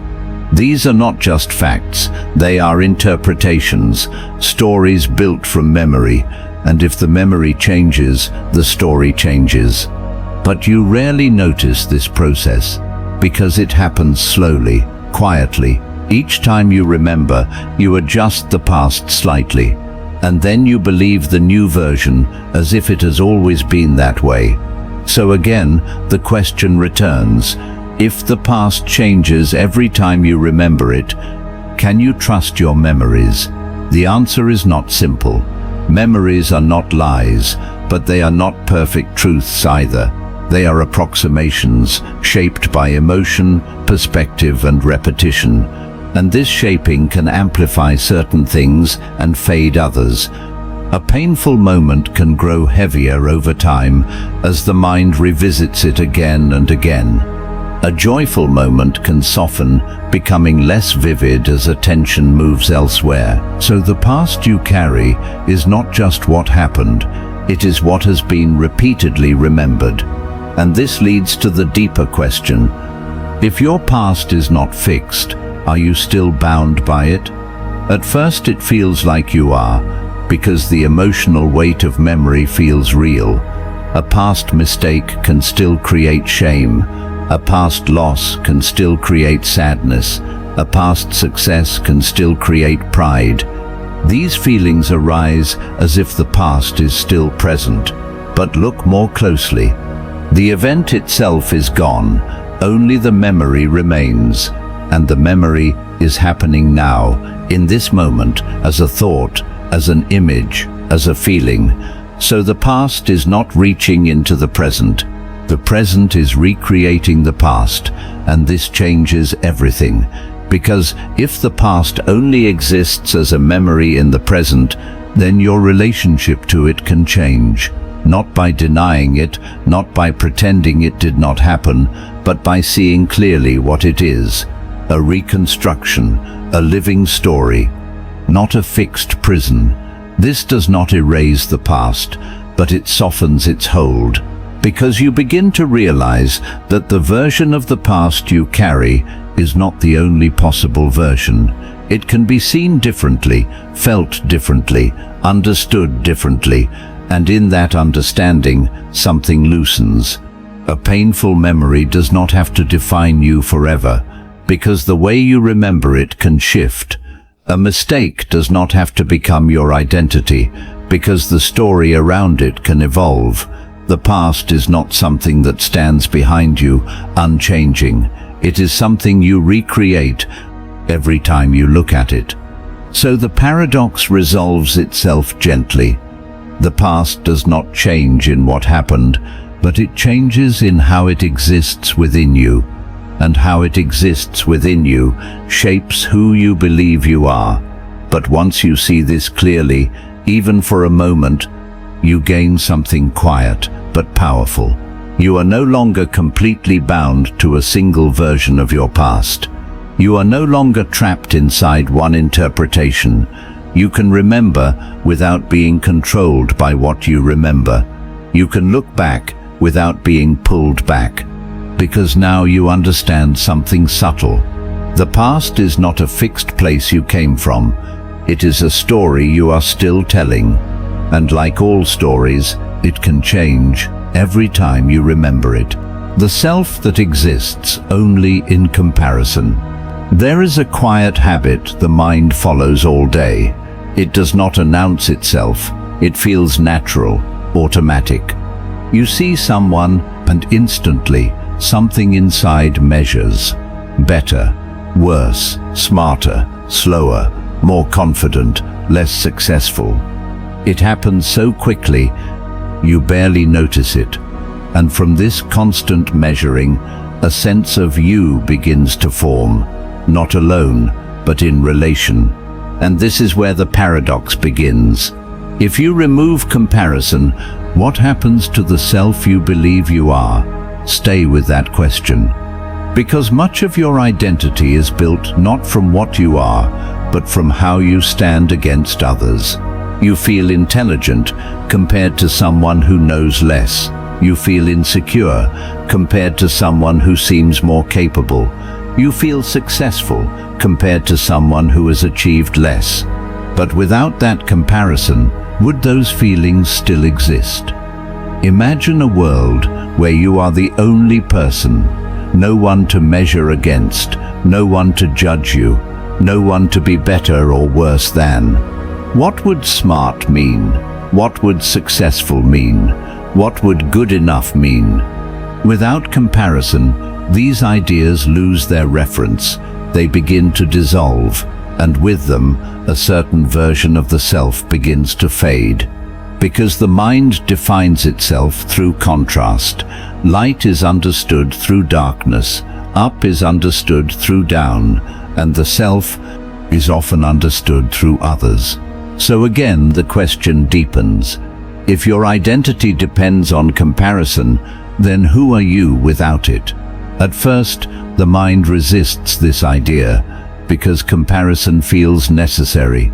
It helps you understand your place in the world. It helps you improve, compete, grow. Without it, life might feel directionless, but look more carefully. Comparison does not just guide you, it also traps you, because it never ends. There is always someone more successful, more attractive, more confident, more certain, and no matter how far you go, there is always another comparison waiting. So the self built on comparison is never stable. It rises and falls constantly. One moment you feel enough, the next you feel lacking. Not because you changed, but because the comparison changed. And this creates a fragile identity, one that depends on external reference, one that cannot stand on its own. So the paradox becomes clearer. The self you believe you are may not exist independently. It may only exist in relation to something else. But then another question arises. If the self depends on comparison, is it real? The answer is subtle. It is real in experience. You feel it, you live through it, but it is not stable. It is not absolute. It is a shifting reflection, like seeing yourself in different mirrors. Each mirror shows a different version, taller, shorter, clearer, distorted. And if you believe each reflection completely, you will feel like a different person in each moment. But none of those reflections are the true you. They are perspectives, angles, comparisons. And this leads to the deeper question. What remains when comparison stops? But first it feels empty, because the mind is used to defining itself through contrast. Without comparison, there is no immediate label, no quick identity, no clear judgment. But stay there just for a moment. Without comparing yourself to anyone, what are you? Not better, not worse, not ahead, not behind. Just here, aware, present, existing without needing to measure. And something quiet begins to appear. A sense of being that does not depend on anything else, not based on achievement, not based on approval, not based on where you stand, just a simple presence. And in that presence, there is a kind of peace, because you are no longer constantly adjusting yourself to fit a scale. You are not rising or falling in comparison. You are simply being. This does not mean comparison disappears completely. The mind will still compare. It is part of how it functions. But you no longer have to build your identity from it. You can notice comparison without becoming it. You can see the measurement without defining yourself by the result. And this creates a shift. The self becomes less rigid, less dependent, less fragile. So the paradox resolves itself gently. The self that exists only in comparison is not the deepest version of you.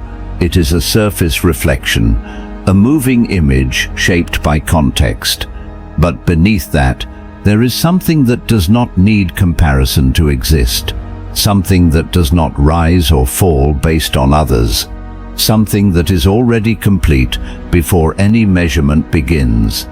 And once you begin to sense that, even faintly, comparison loses some of its power. It becomes just another movement in the mind, not the foundation of who you are. And in that realization, you are no longer trapped in the endless scale of better and worse. You are no longer defined by where you stand, because now you understand something simple, but deeply freeing. You do not need to compare to exist. The meaning that appears only when you stop searching. There is a question that quietly follows you. It does not always speak clearly, but it is always there. What is the meaning of this? What is the purpose of my life? What am I supposed to find? And the mind begins to search. It searches in goals, in achievements, in relationships, in knowledge, in experiences. It believes that meaning is something hidden, something distant, something that must be discovered through effort. And this is where the paradox begins, because the harder you search for meaning, the more it seems to disappear. Stay with that. The search for meaning feels important, it feels necessary, it gives direction, it creates movement, it promises that somewhere beyond the present moment there is something that will finally make everything make sense. But notice what happens during the search. Your attention moves away from what is here toward what is not yet found. The present moment becomes incomplete. Something is missing. And that feeling of missing something becomes constant. So even when you achieve something, the feeling does not fully disappear, because the mind immediately asks another question. What next? What else? Is this really it? And so the search continues. Meaning is always just ahead, never fully here, and this creates a quiet emptiness, not because meaning does not exist, but because the act of searching keeps placing it out of reach. So the question begins to form. If searching keeps meaning away, then where does meaning actually come from?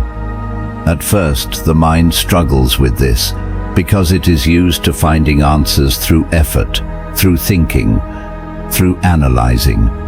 But meaning is not always found in the way problems are solved. It does not always come from reaching a conclusion. Sometimes it appears when the need to conclude disappears. Think about a moment when you were not searching, a simple moment, walking without a destination, listening to music without analyzing it, watching the sky without asking what it means. In those moments, something quiet happens.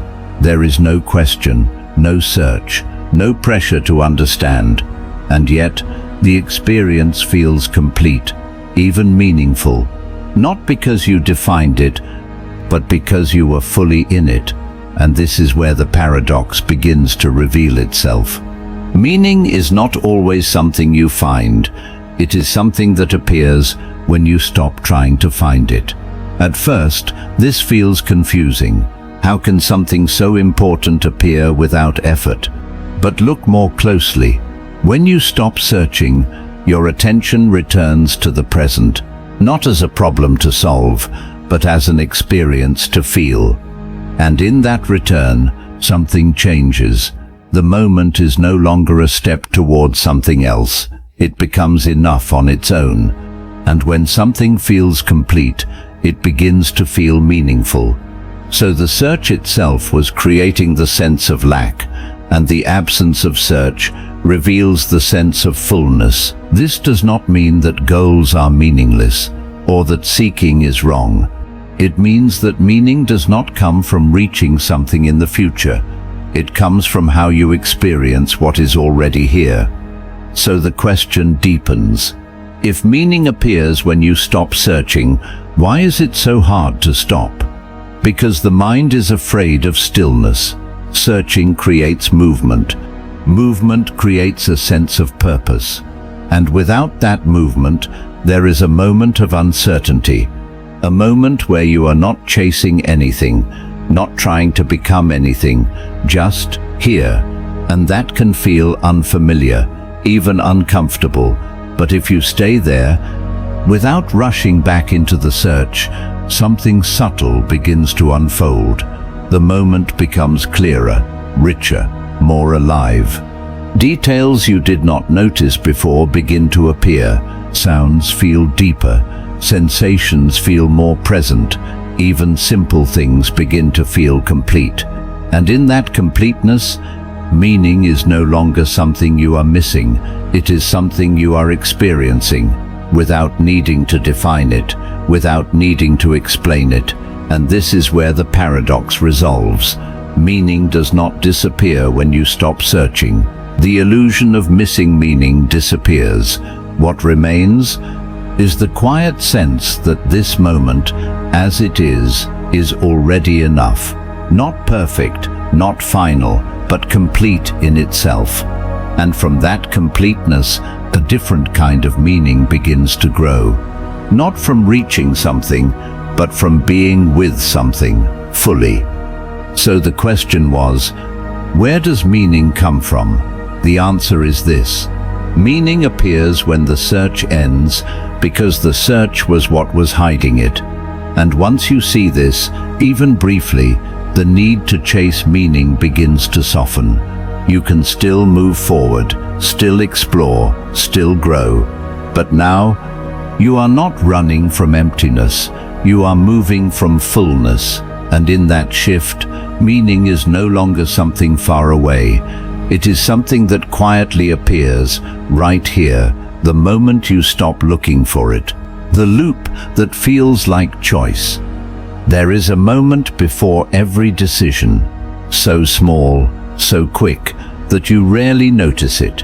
A thought appears, a preference forms, a direction feels right, and then you say, I choose this. It feels clear, personal, intentional. You believe you are the one making the choice. But the paradox begins when you slow this moment down and look more closely, because something strange begins to appear. Did you choose the thought that led to the choice? Stay with that. Imagine you are deciding between two options. Something simple. One option feels better, the other feels less appealing. And without much effort, you move toward the one that feels right. Now ask yourself, why did it feel right?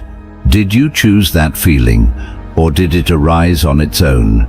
Because before you made the choice, something already leaned in a certain direction. A preference appeared, a thought suggested one path over the other, and that suggestion felt like yours.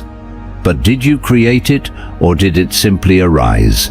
This is where the loop begins. A thought appears. It creates a preference. The preference leads to a choice, and the choice reinforces the thought.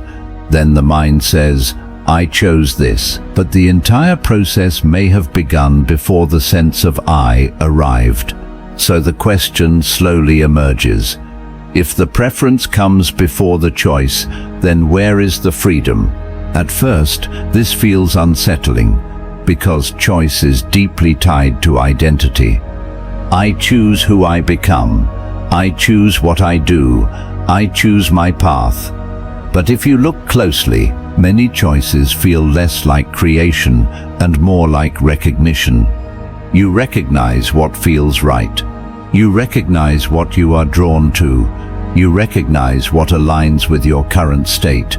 But that recognition is based on something already present, a pattern, a habit, a memory, a feeling.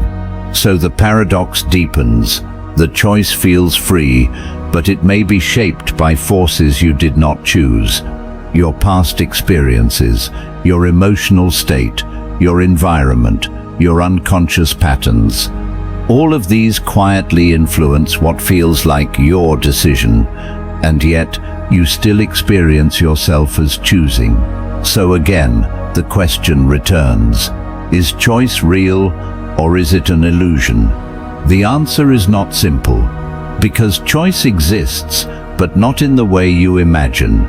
You may not choose the initial thought, you may not choose the first impulse, but there is a space after it appears, a small gap, almost invisible, where awareness can enter, and in that space, something different becomes possible.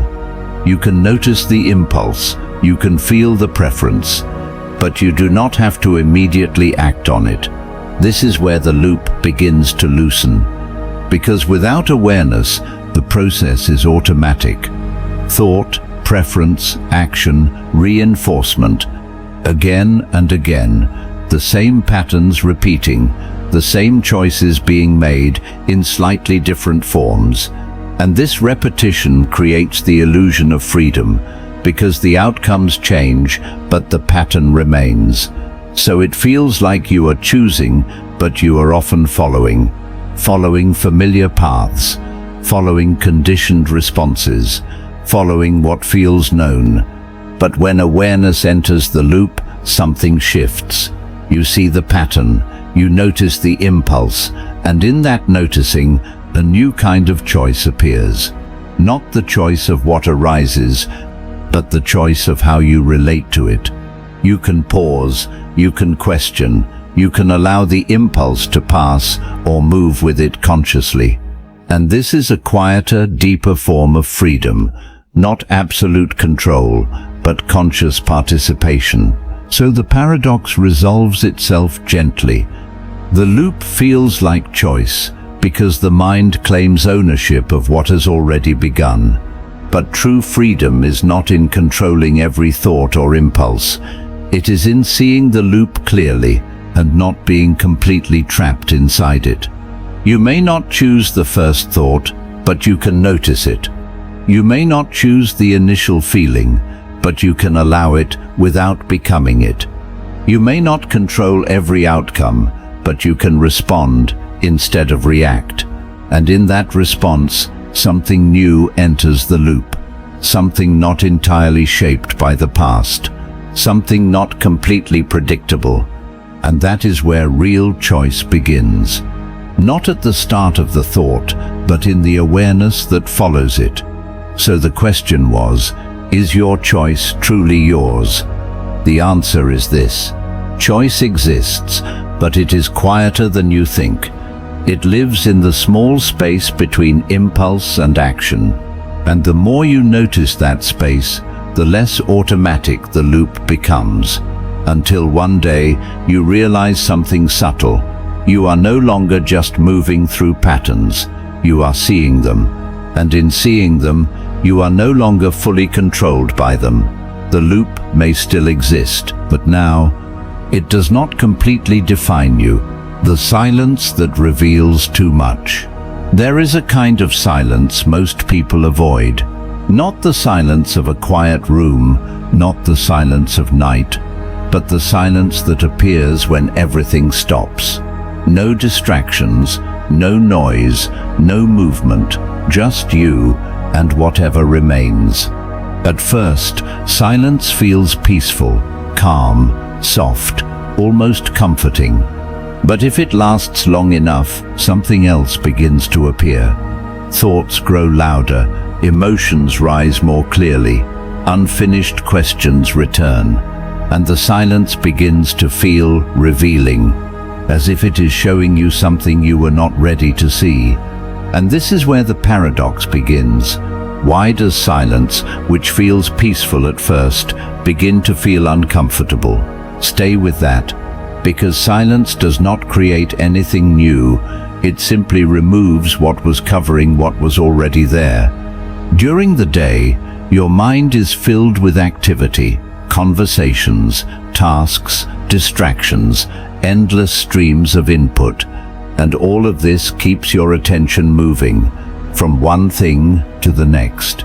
There is no space for anything to settle, but when silence arrives, the movement slows.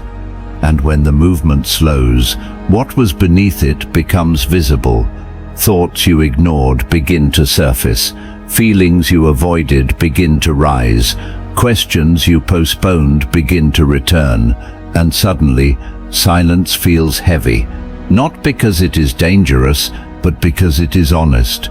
So the question begins to form. What is silence actually revealing? At first, the mind resists this. It tries to fill the silence with noise, with distraction, with anything that can pull attention away.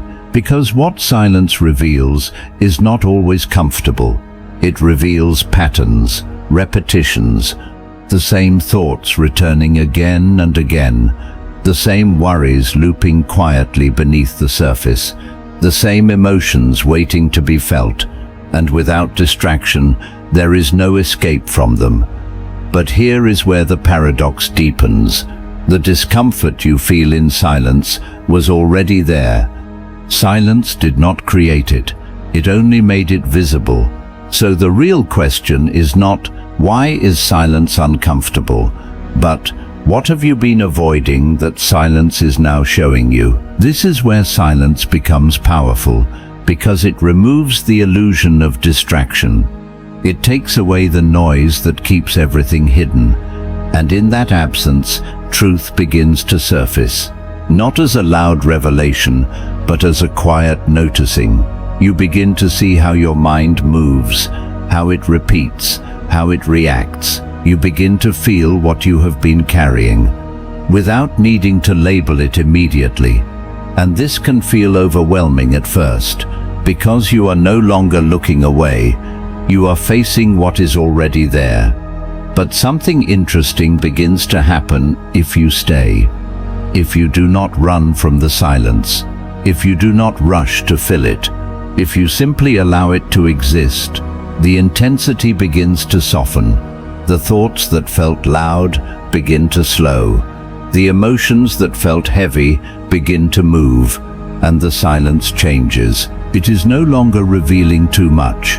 It is simply revealing clearly, without distortion, without interruption. And in that clarity, something else becomes visible. The space behind everything. The quiet awareness that is not disturbed by what appears. Because while thoughts come and go, while emotions rise and fall, the silence itself remains unchanged. So the paradox resolves itself gently. Silence feels like it reveals too much, because it removes the filters you are used to. It shows you what is already present without distraction. But it also reveals something deeper, that you are not overwhelmed by what appears. You are the space in which it appears, and that space is not threatened by silence. It is silence. So the question returns one final time. Is silence something to avoid or something to enter? The answer is this. Silence is not empty. It is full. Full of everything you have been avoiding and everything you have been missing. And if you allow yourself to stay with it, even briefly, it begins to transform. From something uncomfortable into something honest. From something heavy into something clear. From something you escape into something you return to. Because in silence, you are no longer distracted from yourself. And in that undistracted state, you begin to see not more than you can handle, but exactly what has always been there. The question that erases the one who asked it. There is a question that feels simple. So simple that it almost seems harmless. It does not require knowledge. It does not require effort. It only requires attention. The question is this: who am I? You have asked it before, maybe quietly, maybe without expecting an answer, maybe as a passing thought. And each time, the mind responded quickly, with your name, with your story, with your memories, your personality, your past. Answers came easily, too easily. And this is where the paradox begins, because none of those answers truly satisfy the question. They describe you, but they do not reveal you. So the question returns, who am I really? Stay with it. Do not answer it the way you usually do. Do not reach for memory. Do not reach for identity. Just let the question exist. And something strange begins to happen. The mind slows, because it cannot find a clear answer. Every answer it offers can be seen as something you are aware of. Your name? You are aware of it. Your thoughts? You are aware of them. Your emotions? You are aware of them. Your body? You are aware of it. Everything you try to point to becomes something you can observe, and this creates a quiet shift. If you can observe something, can it truly be you, or is it something appearing within you? So the question deepens. If you are not your thoughts, not your emotions, not your memories, not even your body as an object of awareness, then what remains? At first, there is no clear answer, only silence, not confusion, not emptiness, just a kind of open stillness. And in that stillness, the sense of I begins to fade. Not completely, but enough to notice something. The usual feeling of being a separate self begins to loosen, because the question is not asking for information, it is dissolving identification. Each time you try to answer, the answer is seen, and anything that is seen cannot be the seer. So the mind has nowhere to stand, no solid ground, no fixed identity to hold on to. And this can feel unsettling, because the sense of self is what you rely on. It gives you continuity, it gives you direction, it gives you the feeling of being someone. But the question is quietly removing all of that, not by force, not by denial, but by revealing that everything you thought you were is something you can observe. So the question becomes more intense. If everything I can observe is not me, then who is asking this question? And this is where the paradox reaches its edge. Because the one asking the question cannot be found. You look for it. You turn your attention inward. You search for the source. But just like the observer, it disappears. There is no clear someone behind the question. Only the question itself appearing in awareness. And in that moment, something extraordinary happens. The sense of being a separate asker collapses, not into nothingness, but into pure awareness, without a center, without a boundary, without a fixed identity. The question does not find an answer. It removes the one who was asking. And what remains is not a new identity, not a clearer version of yourself, but something simpler. Awareness without a label, presence without a story, experience without a fixed owner. At first, this feels like losing something, because the familiar sense of me is not there in the same way. But look more closely. Nothing essential has disappeared. You are still aware, still present, still here, but without needing to define yourself, without needing to locate yourself, without needing to answer the question. And this is where the paradox resolves. The question, who am I, does not give you an answer, because any answer would be incomplete. Instead, it reveals that what you are cannot be captured as an object, cannot be reduced to a concept, cannot be fully described, because it is the very thing that is aware of all descriptions. So the question does not lead to knowledge, it leads to silence. Not empty silence, but full silence. Alive, present, undivided. And in that silence, there is no one asking, and yet awareness remains. So the question was, who am I?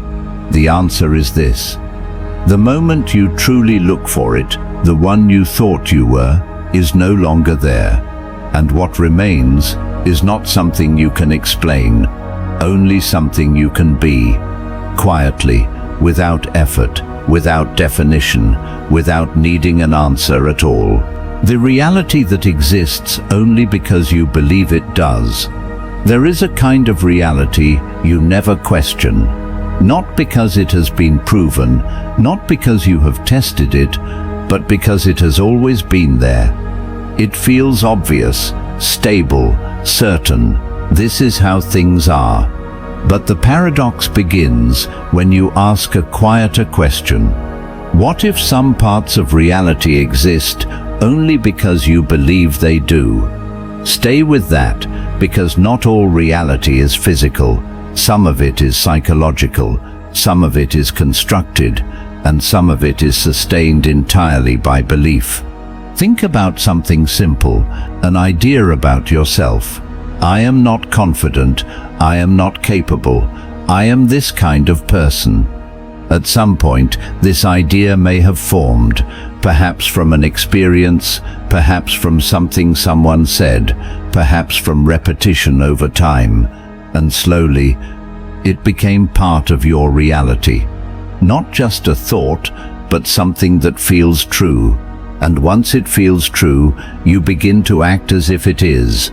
You hesitate, you hold back, you avoid certain situations, and those actions reinforce the belief, making it feel even more real. So the question begins to form. Is that reality actually there, or is it being created by the belief itself? This is where the paradox opens, because belief does not just describe reality, it shapes it. What you expect influences what you notice. What you assume influences how you act. What you believe influences what becomes possible. And over time, your experience begins to match your belief. Not because the belief was originally true, but because it became true through repetition, through behavior, through attention. And this does not only apply to personal identity, it applies to meaning, to value, to the way you interpret the world. A situation can feel threatening or neutral, depending on what you believe about it. A person can seem trustworthy or suspicious based on your expectations. Even your sense of what is possible is shaped by what you believe is possible. So again, the question deepens. If belief shapes reality, then how much of what you experience is actually fixed? At first, this feels unsettling because it suggests that reality is not entirely solid, that some parts of it are flexible, dependent, constructed. But this does not mean that nothing is real. It means that there are layers to reality. The physical world exists, but your experience of it is filtered, shaped, interpreted, and belief is one of the strongest filters you have. It decides what you focus on, what you ignore, what you amplify, what you dismiss. And over time, this filtering creates a consistent experience, a personal reality, one that feels stable because it is repeated. But stability does not always mean truth. It can also mean habit. So the paradox becomes clearer. Some parts of your reality feel real because they have been believed for so long. But if the belief changes, the experience can change. Not instantly, not completely, but gradually. And this leads to the most important question. If a reality exists only because you believe it does, can you change it? The answer is both yes and not entirely. You cannot control everything. You cannot simply believe something and make the world obey. But you can change how you see, and how you see changes how you experience. If you question a limiting belief, you begin to see evidence that contradicts it. If you soften a fear-based assumption, you begin to act differently. and those actions create different outcomes, and those outcomes begin to reshape belief. So the loop can go both ways: belief, experience, reinforcement, or awareness, questioning, new experience. And this is where freedom quietly enters, not as the ability to control reality completely, but as the ability to see that some parts of reality are not as fixed as they seem. And once you see that, you are no longer completely trapped inside a single version of the world. You can explore different perspectives, different interpretations, different ways of being, and each one reveals a slightly different reality. So the paradox resolves itself gently. Some realities exist only because you believe they do, but belief itself is not fixed. It can be seen, questioned, softened, and when it changes, reality, as you experience it, begins to shift. Not because the world has completely transformed, but because your way of engaging with it has. So the question was, what is real? The answer is this: some things are real regardless of belief, but much of what you experience as reality is shaped by what you believe about it. And once you understand that, even slightly, you begin to notice something powerful. You are not just living inside reality, you are participating in how it appears. And in that participation, there is more flexibility than you ever realized, more openness, more possibility, because what feels absolutely real may not be as absolute as it seems. The end that was never there. There is a quiet expectation that follows every beginning, a belief so natural that it feels unquestionable. Everything must lead somewhere, everything must conclude, everything must come to an end. A journey must arrive, a question must be answered, a story must close, and your life feels like it is moving toward something. A final point, a moment where everything makes sense, a place where nothing is left unfinished. But the paradox begins when you look more closely at this idea of an end, because something about it is never actually experienced. Stay with that. Think about any moment in your life. Right now, for example. This moment exists. It is real. It is happening. Now imagine the end of this moment. Can you experience it, or does it simply turn into another moment? Every time something seems to end, something else begins. A thought ends, another thought appears. A day ends, another day begins. A chapter closes, another quietly opens. The end is never truly felt. It is always replaced, always transformed, always continuing. So the question slowly emerges: does an end actually exist, or is it just an idea? At first, the mind resists this, because endings feel real. You finish a task, you end a relationship, you lose something, you say, it's over, and emotionally, it feels final. But look more carefully. What actually ends? The form changes, the situation shifts, the pattern breaks, but experience itself continues. The story changes direction, but the flow does not stop. So the end is not something you experience directly. It is something you imagine, a concept used to describe change. And this is where the paradox deepens. You live as if you are moving toward an end, but you never arrive there. Because whenever you think you are close, you are still in the present moment, and the present moment does not contain an ending. Only continuation, only unfolding. So again, the question returns. If there is no final end to reach, what are you moving toward? At first, this feels unsettling, because the idea of an end gives structure, it gives purpose. It creates the feeling that everything is leading somewhere. But without it, life feels open, unresolved, endless. And the mind does not always find comfort in that. It prefers conclusions, certainty, closure, but reality does not always offer that. It offers movement, change, continuation without a fixed destination. And this is where something begins to shift. If there is no final end, then there is nothing you need to arrive at in order to complete yourself. There is no final moment where everything becomes perfect, no ultimate point where all questions are answered, because each answer leads to another question, each ending leads to another beginning. So the search for a final end is a search for something that never truly exists. And this can feel like losing something. The idea of completion, the idea of final peace, the idea of this is it. But look more closely. If there were a final end, what would happen after it? Nothing? No experience? No awareness? You cannot experience the absence of experience. So the idea of an end is something the mind creates but never actually encounters. And this leads to the deeper question. If there is no final end, what does that mean for your life?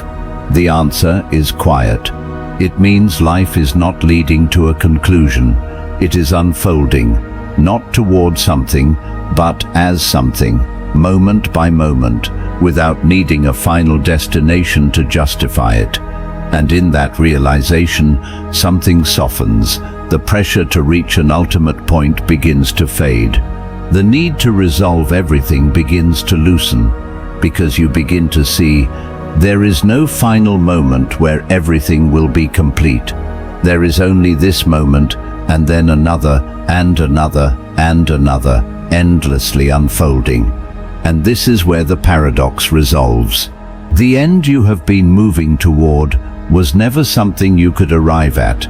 It was an idea, a projection, a way of organizing experience, but not something you could ever directly experience. And once you see this, even gently, you begin to live differently, not chasing a final conclusion, not waiting for everything to be resolved, but being present in what is already here. Because this moment is not a step toward the end, it is life itself. So the question was, where does all of this lead? The answer is this: it does not lead anywhere final, it continues. And in that continuation, there is no missing ending, only an ongoing unfolding, one that does not need to finish to be complete. And now, slowly, everything begins to settle. The thoughts you followed, the questions that opened, the quiet shifts that may have appeared along the way, they do not need to be solved. They do not need to be held tightly, because what you have just experienced was not a set of answers. It was a journey into how the mind creates reality, how it builds the self, how it shapes fear, how it searches for control, meaning and endings, and how, quietly, many of those things begin to soften the moment you see them clearly. You may not remember every paradox, you may not hold on to every idea, but something subtle may stay with you. A small distance between you and your thoughts, a softer grip on identity, a quieter relationship with fear, and that is enough, because this was never about changing everything at once. It was about noticing, and once you begin to notice, the mind is never quite the same again. So as you rest now, as your thoughts slow, as the silence gently returns, let everything you've heard drift without effort. You do not need to figure it all out. You only need to be here. And if this journey made you pause, if it made you see something differently, if it stayed with you, even quietly, then consider subscribing. Because every video here is created with intention, slowly, carefully, thought by thought, to take you deeper into the mind, to help you rest and to explore the questions that never quite leave us. But for now, There is nothing more to search, nothing more to reach, only this moment, quietly continuing, exactly as it is.